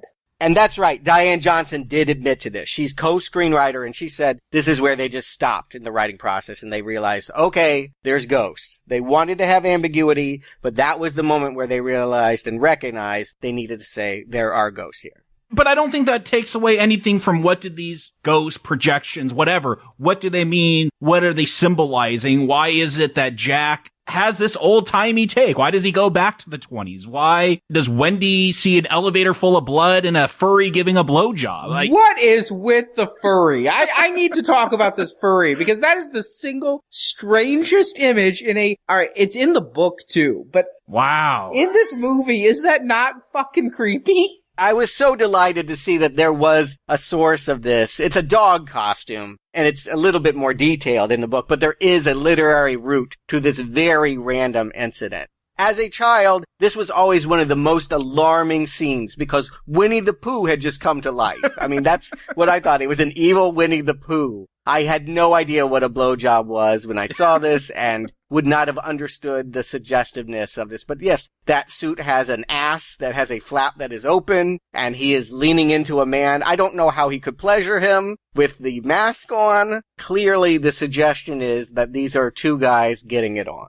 And even in the book, though, it's random. Even in the book, it is explained that the guy who, for a while, owned the hotel was bisexual and that there was a guy in a dog costume who was trying to get with him again. But it doesn't play into the ghosts of the Overlook. It's still kind of out of the blue bisexuality. But here, seeing that inserted into this movie, no pun intended, was really weird. You know what? It actually helped me in this last viewing that I had, come to see how much of these ghosts are projections of Wendy's neurosis. Really think about it. All the ghosts that we meet, the male ghosts are collaborators. We like them. They seem nice. They're conspiring, of course, to get you to do evil, but they're not going to hurt you. Anytime we see a vision that is frightening, that is out to get you, it's female. It's the twin girls, it's the woman in the tub, or in this case, it's sexuality as it appears to Wendy. I can see a case really being made that, yes, Kubrick has some real issues here with needy women. And keep in mind, he had spent several years staying at home, doing domestic chores, not working after Barry Lyndon failed. I think that he was coming out of a real domestic hell when he made this movie. So I guess the elevator full of blood is just a big menstrual symbol. Go with it. I like it. Keep going. Yeah, maybe. But I really do feel like the frighteningness of these ghosts is played on their being needy women. Come play with us. Come screw me. You know, there's just something about these female ghosts that are seducers and grabbers and monsters. If Wendy weren't so fucked up, if he had left Wendy behind and was just staying there with Danny, I don't know that the ghosts would have come to them in this way. Is the woman in room 237 the wife that was axed up? Or was she something else? Someone that drowned in a tub and had killed herself or something? I always presumed that the Grady family stayed in room 237 and thus everything originated from there. Everything spiraled out. It was the center of the maze, if you will.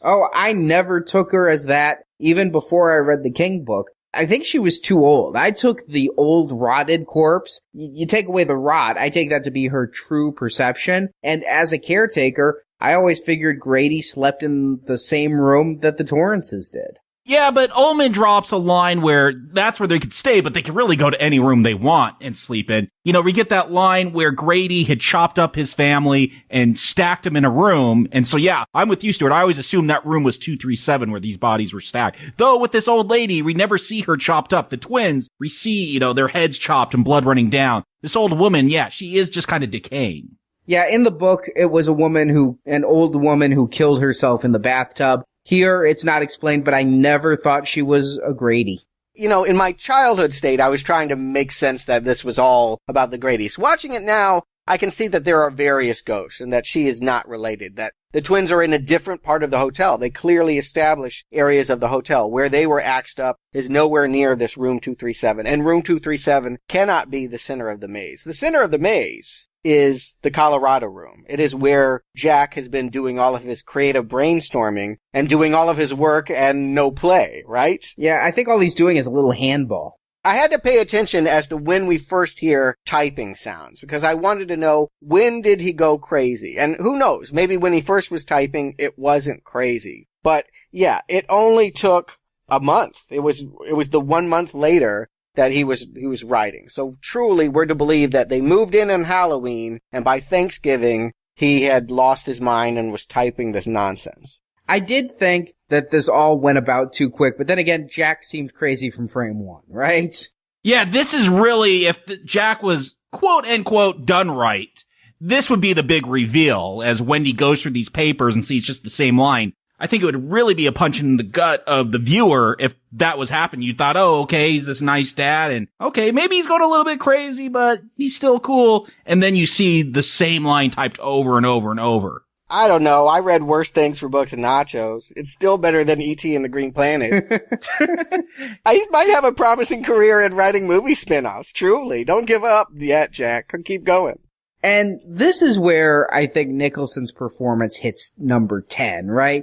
I mean, he's been a little crazy the whole time, and some of the bar scenes were really good, but he's either played subdued, pissed off, or annoyed, or a little bit perplexed, like when Grady is wiping the schmutz off his jacket in the bathroom. But it's finally here in the Colorado room that Nicholson takes it way over the top. And this is why I say Nicholson is the star of this film, because when I think of The Shining, I think of nothing more than Nicholson's great lines, great delivery, great facial expressions, three little pigs, here's Johnny, all in this last act.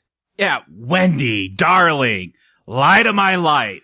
And then he just goes off. It's so great. You know what? Forget what I said about Jack. It would have worked better when he's scary. When it gets here, this is full on scare mode. I'm going with it. It's a great performance. Are you scared, though? Because the one thing I gotta say between my childhood self watching this and my adult self watching this was, as a child, this was the most terrifying thing I could ever imagine. I was just frightened of him as he stalked her up those stairs. Now, I really do feel like the third act of The Shining kind of plays like a dark comedy. I do feel like he's so over the top. Well, it's just crazy. It's fun to watch what he's doing, and I like it for that, but I wouldn't say that it's like really scaring me. I find it unsettling even now as he goes on this last rampage through the hotel, chopping down doors, with his craziness level turned up. I think this is very effective. It's unsettling to me. Is that the same as scary? I don't know, but this is what I want in horror. I'll agree completely with Jacob. I think that this whole movie, there's ghosts in this. Does that make it horror? At this point, I would say it's been a very suspenseful, tense film. It's had a little bit of creepiness, which again, part of the suspense with the camera work and the little girls and everything. I've been creeped out, but the scares come when the danger comes and the shrieks come. You get Danny screaming red rum like a siren. We haven't even talked about red rum, but I was so freaked out when I saw this again as a little child to find out red rum was murder. You see it in the mirror there. Danny is gone. The Tony persona takes over and is howling, and Wendy is shrieking. Nicholson with that awesome facial expression of just gleeful murder. This is off-putting. I stand alone then. I think it's campy. I think that there's something kind of delightful about it. It's funny to me because it's Jack Nicholson being as crazy as he wants to be. And just nothing about this third act. I do put it as a problem I have with The Shining is that there's nothing about the third act that actually feels scary. Whereas up until this point, those scenes between Danny and Jack are scary. When he's hugging him and saying, I want to stay here forever and ever, genuinely willies. Up until that point, I feel like he really could hurt him. Now that he's doing Here's Johnny, I just feel like he's doing a bit. And it's just not scary to me. I like it, and it's obviously what the movie's known for, but I do feel like it's a less of a horror movie in its third act. I felt the first 2/3, it's been very suspenseful. It's pulled me in. I need a release, though. I want that release, and this is a hell of a release to me. Yeah, we needed something to happen here. We needed it to explode. And so much about what King wrote, the plot, has been thrown out. We're wondering what is going to trigger it. I think in the novel, it's much more clear the escalation of why things are happening. Whereas here, it's just a random Thursday. I mean, we've been following the days, but who knows what date or time or why. It's just Thursday, time to get the axe. Here's Johnny. Do people even know who Johnny Carson is that watch this movie now? Do they know it's a Carson catchphrase? I think that they're either thinking it's from this movie or Johnny Five. I think both are more... Johnny Five? No way. Yeah. If you don't know who Johnny Carson is, you don't know who Johnny Five is. Come on. I give this younger generation some credit. You say that until that Short Circuit reboot. Oh. Yeah, I think that the catalyst is really the fact that Danny was attacked in room 237. I think that's what makes this Thursday the day. But it's been coming, and I was playing devil's advocate earlier saying that Jack really didn't do anything because he didn't harm a soul. He didn't touch a hair on anybody's head. He just had imaginary drinks with ghosts until Wendy does conk him with a baseball bat. But yeah, he's already had that conversation with Grady in the bathroom saying, you've got to correct your wife and son, and that Danny is calling out. So I think that even if Danny hadn't been strangled or if Wendy hadn't brought the baseball bat, Jack was going to grab that axe. Yeah, and it should be pointed out that the reason why Wendy does get access to his writing, what he's doing while she's reading the pages, is going and disabling the snowcat. He is plotting this very attack on this day. So it was going to happen whether she instigated it by snooping or not.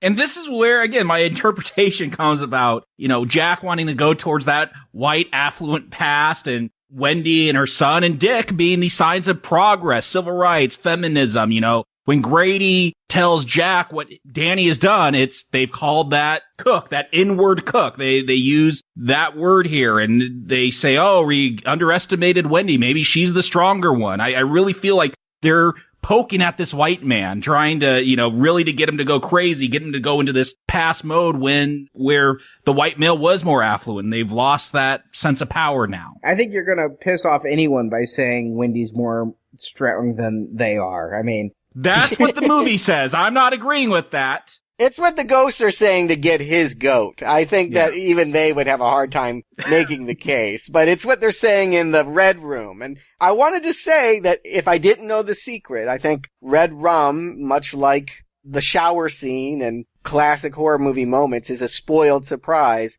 But you might be inclined to think that Red Rum was the Red Room where this is all finally transpiring here, that bathroom scene. It's the longest scene in the whole movie, and it's really where you see Jack Nicholson come to the conclusion he has no other choice but to kill his family. Why Red Rum? I know that it's murder backwards, and I know this guy has a drinking problem. What was Tony really trying to say?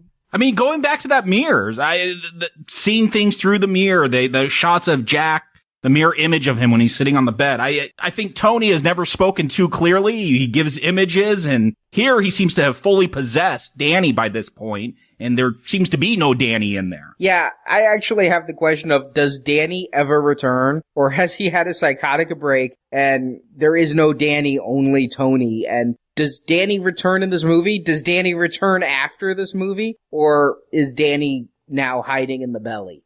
No, Danny comes back, and you can hear it in the voice. It's one of the things I love, but when Tony's there, it's Red Rum, Red Rum. And then later it goes up a couple octaves. He's like, red rum! That's him snapping out of it. Yeah, did they mess with the audio? It sounds like they really tweaked it up there. He's coming out of it. That's actually, you're hearing Danny coming back into his body. At the high shriek is when he's gone, I thought. And I don't know, does Danny ever talk again after Jack gets the axe? He does come back to his normal voice right before Jack starts chopping at the door. Yeah, and he says Mom at the end. When he finally gets out of the maze, he recognizes his mother and embraces her. Yeah, I think he is Danny.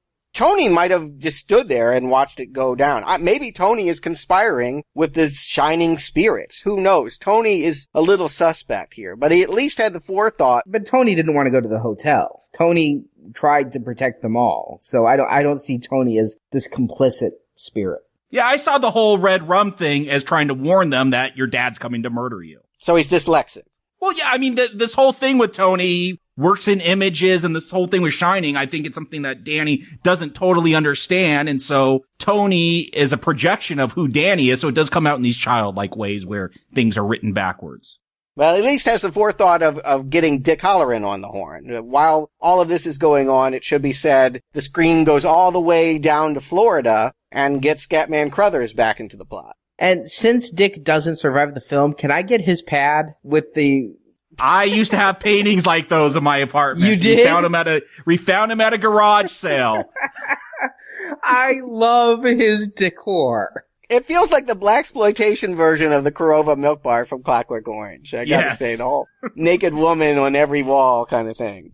It's very Kubrickian. You know, Stuart, you say you feel like this third act is kind of a joke. I feel like that's what they do with Dick here. Like, they spend so much time. He flies from Florida back to Colorado. We get this long scene where he's on the phone, hooking up, getting a snowcat and driving up there. You know, this had to take hours and hours and hours. And he walks into the hotel and gets an axe to his chest. I do feel like that's a punchline there. He does bring them a snowcat. It was very nice of him to go to all this trouble to get them the means by which they can get out of there. But no, he himself does little more than that. Yeah, he also is a distraction. Wendy would be dead if he hadn't shown up when he did, and Jack's like, I can kill the bitch later. Let me go kill the cook now. But yeah, that is all he does. And Scatman was upset about that. He had read King's book and thought he was going to get the Dick Halloran role from there, which I won't talk too much about. I imagine we'll be talking about it next week. Is there some kind of psychic war going on? Don't tell me. I'll watch it next week. Yeah, no. It's character driven. It's not supernatural driven. But instead, no. Here's your ride. Here's your distraction. I'm gonna be killed now. And you want to talk about the poor racial stereotype about the mystical black man. How about the fact that the only person killed in this movie, the only person murdered in this movie is a black man?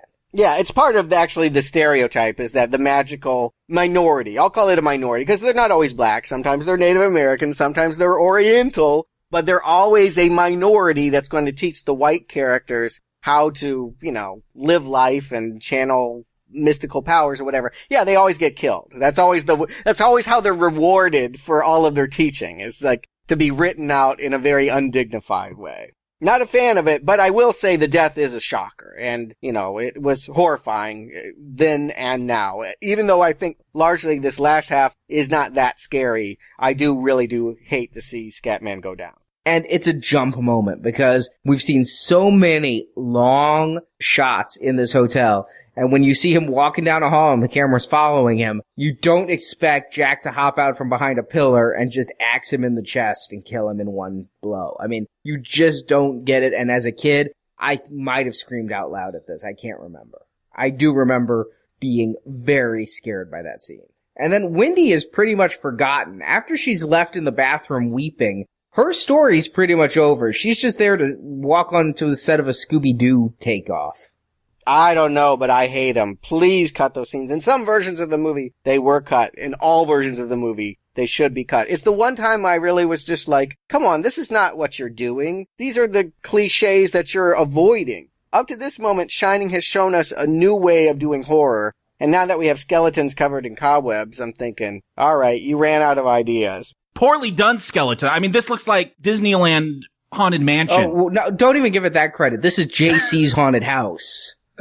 It's bad, but to your point about Wendy, Diane Johnson, it was a female script collaborator. She said she wrote a lot of scenes for Duvall. I don't know why they weren't cut. Maybe they were filmed and cut.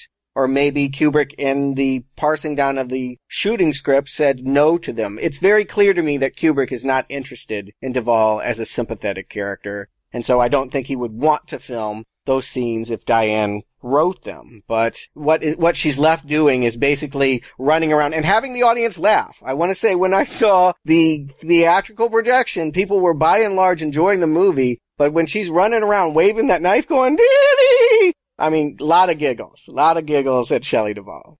As a kid, I was fascinated by the thought of a life-sized maze and something you could get lost in. And you didn't have corn mazes at Halloween where you grew up? I don't know if we did or not. I never discovered them until after, as an adult, I moved away from the Midwest and then moved back. And now, because of The Shining, I try to go to the biggest, baddest corn maze I can every year because I want this kind of experience. I one time stayed at a hotel that had a maze, and I went out there expecting something like the Overlook, and no, it was like the size of a tennis court and really pathetic. But I've always been fascinated by this maze. It is a complete Kubrick creation. Stephen King, like I said, had hedge lions and hedge animal dogs, topiaries that would move and attack. Well, after those skeletons, I'm glad they didn't go for the hedge animals. Impractical with those special effects at the time. And I want to see next week, but I just can't imagine that not looking stupid. Attacking plant. It sounds stupid, having never read the book or seen what's coming next week. That's in there. I do remember it. So they went with this maze, and this chase at the end. You're taking the Steadicam stuff we'd seen throughout the film, but now using it in its most tense way, where you feel that the camera could be Jack chasing Danny, even though Jack's a few turns behind. Love the kinetic energy of that scene. Yeah, it's just, again, like most of this film, it's so hypnotizing. I don't know if you guys, I'm sure you have, Arnie, if you've ever driven in the snow, there's this, this thing called snow blindness where you just kind of get hypnotized by the falling snow and you'd veer off and crash. You get that here as you just get these Steadicam shots of these snowy paths as you twist and turn around this maze. Yeah, you really feel like you're right there. Jack's right behind you. He's got that axe. You're running for your life.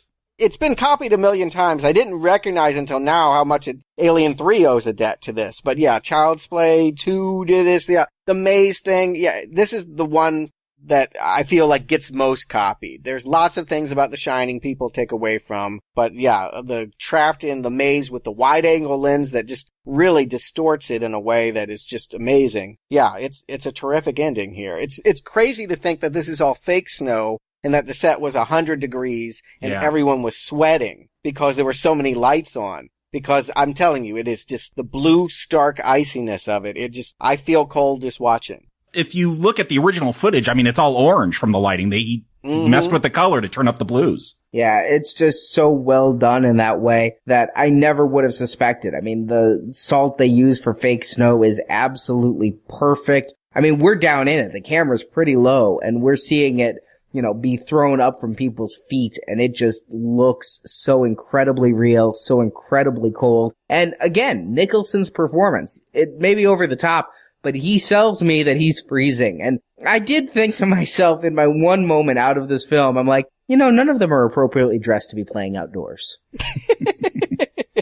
Yeah, they didn't seem to bring heavy coats or anything. I don't get it. I get, Shelley Duvall has a southern accent. I'll give her a pass. But they moved from Vermont. I mean, come on. They should have these parkas. And they brought in a ton of luggage. No way it's going to fit in that little bug they drove up there. But I remember as a kid loving this because I always wanted to play outside without a coat. It was a fantasy here. He gets to slide out that window and run around in a maze. Yeah, I wanted to be Danny.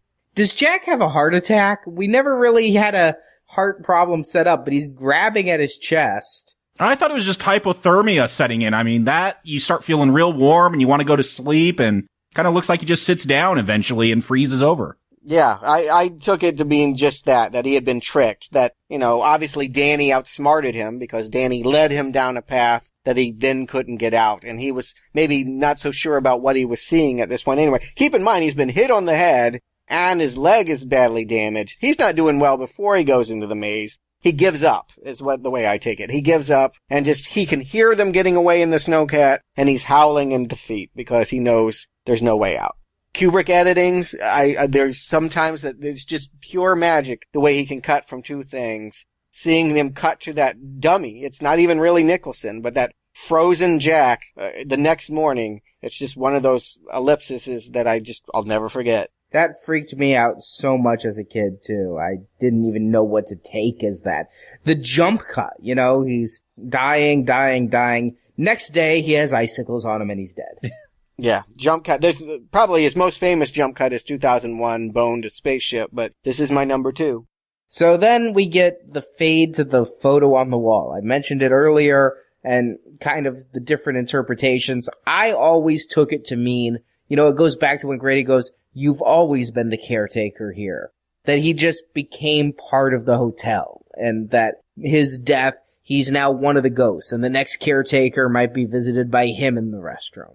I gotta wonder, is Scatman on this wall somewhere? He died there too. Has he been sucked in there? Will he be tormenting people later? I saw him as such a friendly person, but I would be looking around trying to find Scatman. Forget Jack. We knew he was crazy from the get-go, but it's Scatman I'm going to wonder is on that wall or not. I scoured that picture, all white people. That's why I'm going with this theory. All white people on that July 4th, Birth of America, 1921, picture. I don't know. Scatman, maybe he's gone to the Good Shining Hotel. Well, that photo was an actual photo from 1921.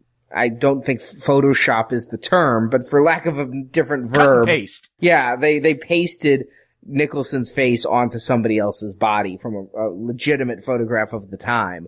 But I take it as the people the hotel corrupts become the ghosts. So Scatman, I don't think would be there to haunt others.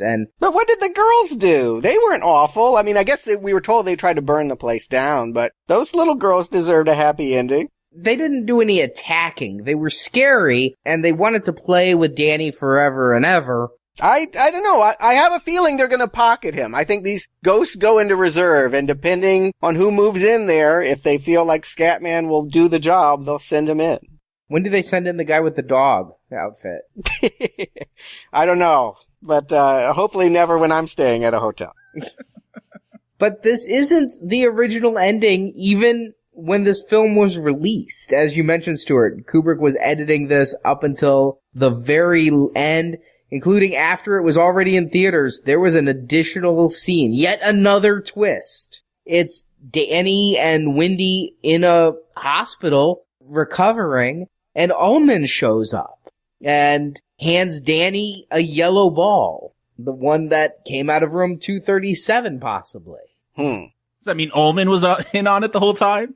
I don't know what that means. Or is that just supposed to be foreboding? I mean, he was hiring new people. Presumably he has to do this every year. I'm presuming every year people either kill each other or, quit or something happens. He must be used to this at this point, that it always goes this way at the hotel.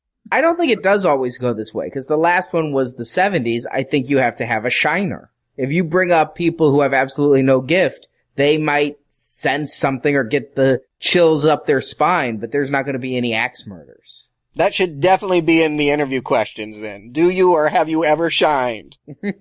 The reason it was cut out is because even Kubrick thought it was one question too many, because it raised the question, did any of this really happen? Was Wendy in the hospital the whole time and this was all in her head? Was Ullman in on it? And by giving Danny the ball, saying that he is complicit with the ghosts, is it all just a big coincidence? It asked too many questions, so they ended up cutting it and we never see Wendy and Danny off the mountain. I think it would have been anticlimactic. I think the way that it ends, this movie has been about Jack Nicholson. It has been about Jack Torrance. I think that it ends up with Jack, for whatever it means in that photograph, I think is the right ending. There was also another ending that Kubrick pitched to King of all things. Like you said, Stuart, I guess Kubrick wanted everybody's opinion. In his first phone call with King, Kubrick said, here's the new ending I devise. What if they kill Jack, but then the spirit transfers into Dick, and Dick finishes what Jack started by killing Danny and Wendy and then himself? He really hated Scatman, didn't he? Just hated him. This was probably long before he was cast, but... No, okay. Yeah, fair enough. I trust Kubrick. I trust that he thought about that idea and recognized that it didn't and went a different way. I think that he usually Not always, but usually is a good editor of himself eventually. And if he had cut out those skeletons, I think that I would have said he did a great job of parsing out all the cheesiness from this movie. We don't need that. I don't think we need any of that body hopping kind of traditional horror stuff here. It's scarier that we don't understand and we don't know. The ambiguity helps create the claustrophobic terror of this movie. So Jacob, Stuart, do you recommend Stanley Kubrick's The Shining? Jacob. You know, Arnie, you started off saying maybe I'm and Stuart or we're just too biased for Kubrick. And here's the thing. I'm thinking about the Kubrick films I like. This is towards the bottom, the ones that I still like. 2001, Clockwork Orange, Paths of Glory, Doctor Strangelove. Those are all films that I would consider better films than The Shining. But there is something about this film that reminds me of 2001, this hypnotic cinematography that it has, this vibe where once I start watching it, I cannot pull myself away from it. One of the great things about, especially a horror film, you want to be drawn in. You want that haunted house story, that spooky feeling. And Kubrick does that, I think, almost perfectly. There are issues with characters and things like that, but as far as the atmosphere and what I like in horror, I like that atmospheric horror. That's why I like a lot of Japanese horror films. It's just about that spooky haunted house feeling. But then when things do erupt in the third act, when Jack goes crazy, man, what a great climax. What a great release. And when he's chopping that door down and Wendy is sitting there screaming, Reed didn't have a lot of nice things to say about Duvall, but man, she sells the terror of that moment. And so for me, not usually a horror fan, this is the horror film that I go to. And, not my favorite Kubrick film, but I find it has a lot of the same similarities that my favorite one, 2001, does, where it pulls me in, where I just want to sit down and watch it. I better not have a meeting. I better not have to be going anywhere, because if I catch this in the corner of my eye, I'm going to sit down and watch it. Strong recommend for me. Stuart. Love the movie. Love the movie. Agree with you, Jacob. Not one of my very favorite, but that's a testament to how much I do love most of Kubrick's work. I think that this is the best of his later works, which is to say out of Barry Lyndon and Full Metal Jacket and Eyes Wide Shut. This is the one I would most gravitate towards watching again. But it is not, I think he had that magical decade, again, Paths of Glory into Clockwork Orange is really the period that I really, really think that he found his voice. And here, he repeated his voice. Again, I almost see this movie as an expression of how he couldn't create, how he was trying to go beyond King, and it didn't quite come together, at least as a narrative. This movie doesn't make full sense. And I'm not willing to sign up to all of the crazy conspiracies that try to make it make sense. I am okay with its ambiguities. I like that it's a puzzle. And I'll tell you what, all I need to do is see that snippet of the beginning of that helicopter shot, and I get pulled in again. This movie will suck you in. You will never want to leave the Overlook Hotel. It's just like what Jack Torrance said.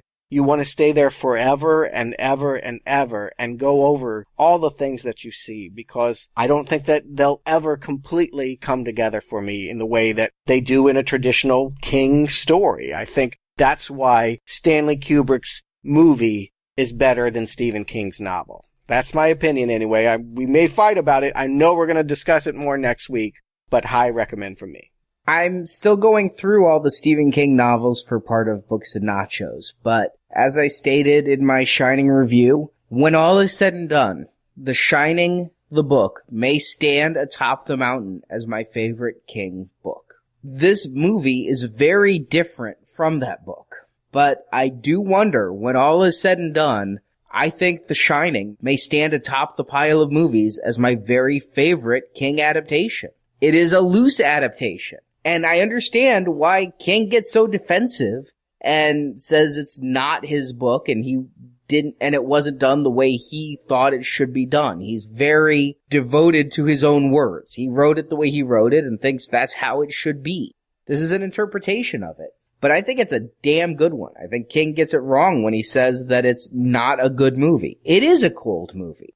To me, it is Kubrick's second best. And that is one below Clockwork Orange. I agree that the camera work and the technical prowess in this film is first rate. That said, what makes me love this film, I like the camera work a lot. It draws me in. But what sets this atop everything is Jack Nicholson. You're never going to forget this performance upon which every other role he does will be based. If you'd put any other actor in this role, I could have called this movie a beautiful failure, as I consider many of Kubrick's films.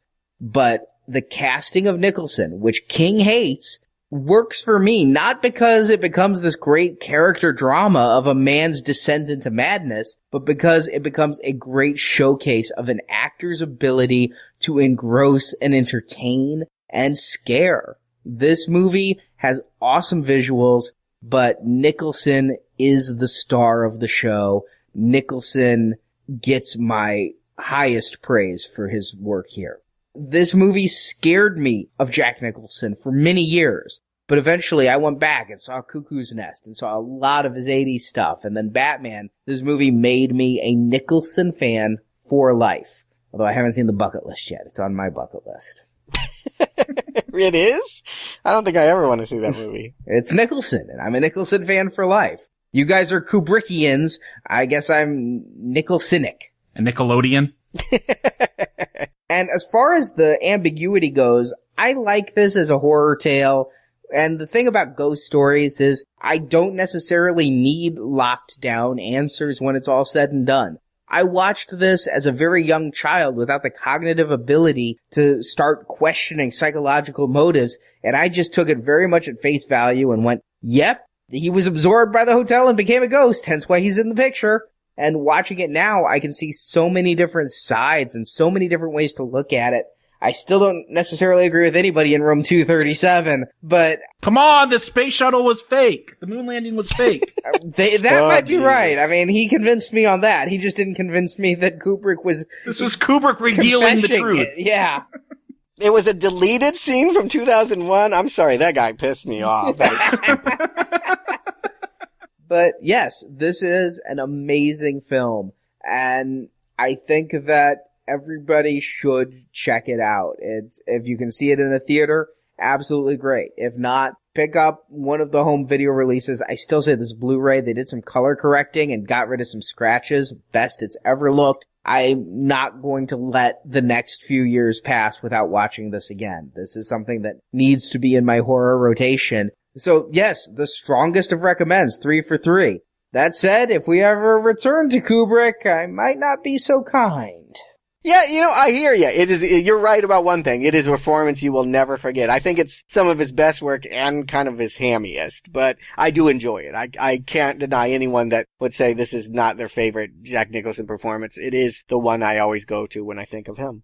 I know I'm going to miss him next week. What, you don't think Steven Weber from Wings can carry the same pathos and charisma as Jack Nicholson? Oh my God. I feel bad for him. I feel really bad for anybody that would have to fill these shoes. It's one of those parts that, how do you go on after this guy? But yeah, that's a lamb to slaughter, I gotta say. Poor Steven Weber. If I don't hate him, he'll have won. And King wanted this done early on. I mean, in 80 and 81, King was like, well, Kubrick's film, it's a little cold, but not so bad. By like 82, 83, he said going, if I could get the rights back, I would love to remake The Shining. Just a few years away from Kubrick's movie coming out. And it would happen. It wouldn't happen until 1997. And King had to make a lot of deals to do it. But yeah, we will get next week Stephen King's The Shining. You know what? I will give it this much. I recognize, having reread the book, that there is room for 2 movies. There should probably be a more faithful record of what Stephen King wrote. I dare say it will be half the film we just watched, but I do want to see it. I don't know that I want it in 3 nights and 6 hours or however long this movie is, but I would like to see what is King's vision. Let's do the side by side. Yeah, let's go back to the Overlook next week. Yeah, and not having read the book, I am kind of interested to see what the controversy is all about. What does King want? And I'm still not convinced the 6-hour adaptation, I haven't rewatched it yet, but I'm not convinced that it will completely convey King's vision, and I will... Please. He needed 5 more hours? Give me a break. No, I think he just needed a budget better than TV and an actor better than Steven Weber, if memory serves. But I'll go into more of that next week, but until then, head to booksandnachos.com. where you can hear my entire analysis of The Shining and the other King works. You can hear Salem's Lot Carrie and a couple of the Salem's Lot short stories over there as well. And then head to the forums and let us know what you think of this movie review and the Books and Nachos review. The forums link can be found from nowplayingpodcast.com. Also at nowplayingpodcast.com, there's a banner at the top. We have, for the very first time, we're trying an experiment. We opened the vault thanks to Curse of Chucky coming out, the Child's Play retrospective series. Our very first donation series ever is once again available, but only until New Year's. So if you want to hear the 6 Child's Play reviews, find out how to donate by heading to the banner at the top of nowplayingpodcast.com. You've taken Books and Nachos to a new level. I never want to go to that level. I will never be doing the hour-long podcast you are. But great job on that. Yeah, everybody, really. Even if you don't read the books, go listen about the books. Really worth your time.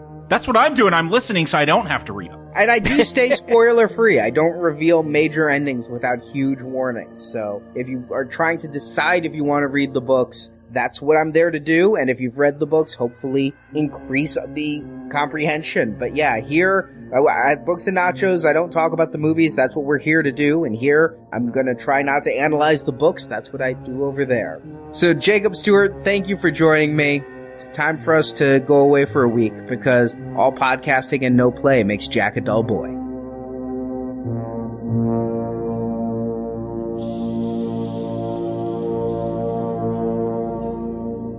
Danny, what's the matter, hon? You having a bad dream? Danny? Hon?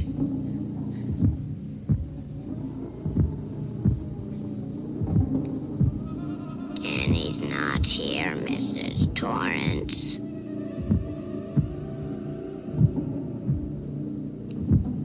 Come on, hon. Wake up. You just had a bad dream. Everything's okay. Danny can't wake up, Mrs. Torrance.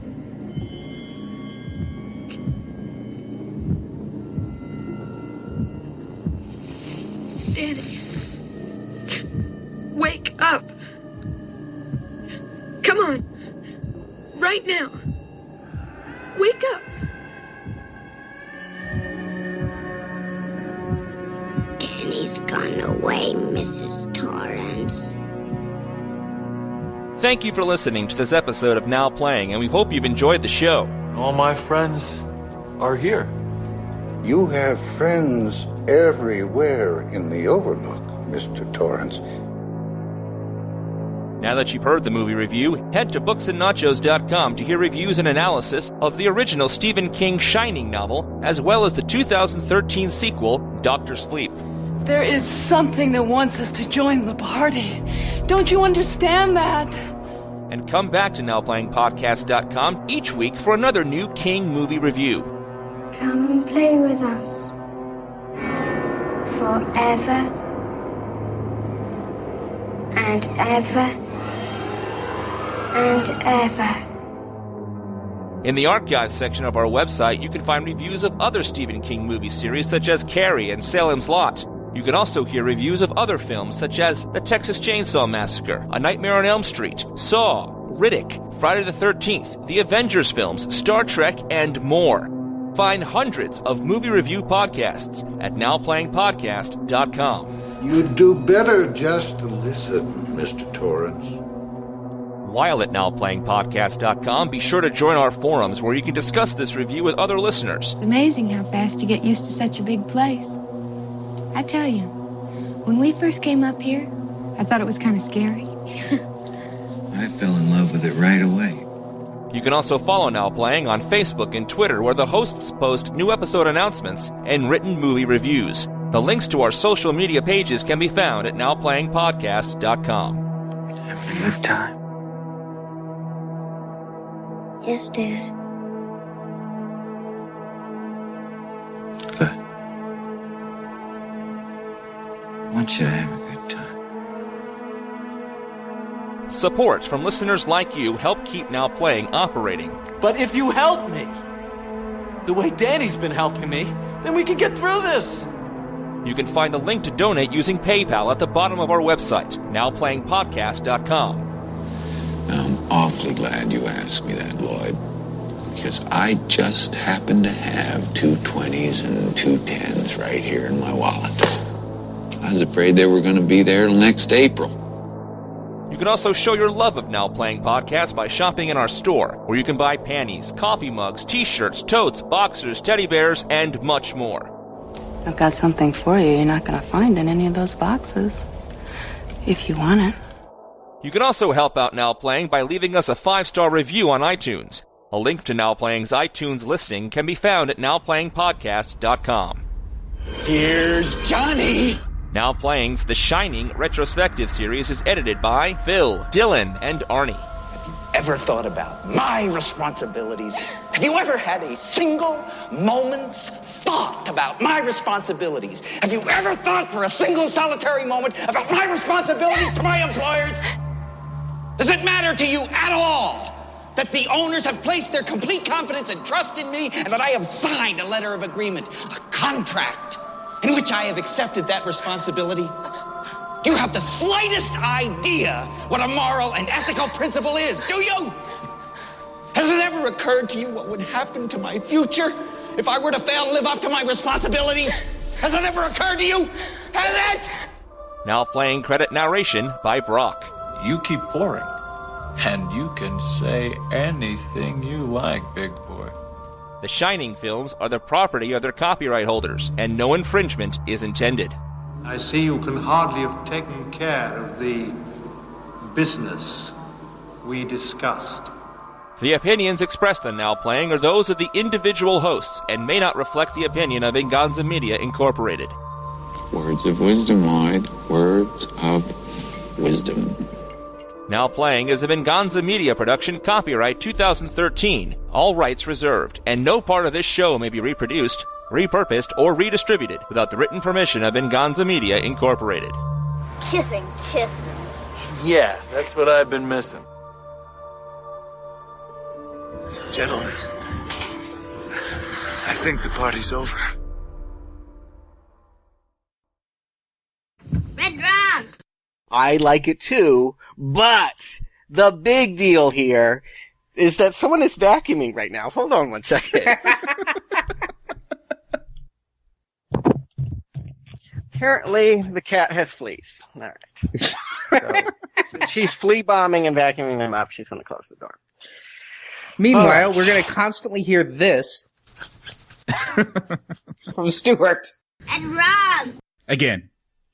We got to get you this. Just want me to do 100 takes? Yes, do it 100 times, and we'll pick. I just wanted one where the mic didn't bounce. That's all I wanted. Oh, okay, all right, yeah, all right, Mr. Kubrick. Red Rum. I'll go. Yeah. Red Rum. Hit him with the plot.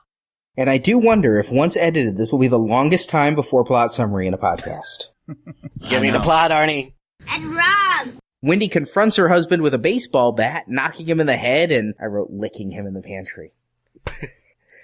That's the sexy Shining. The Shining. Triple X parody. Yes.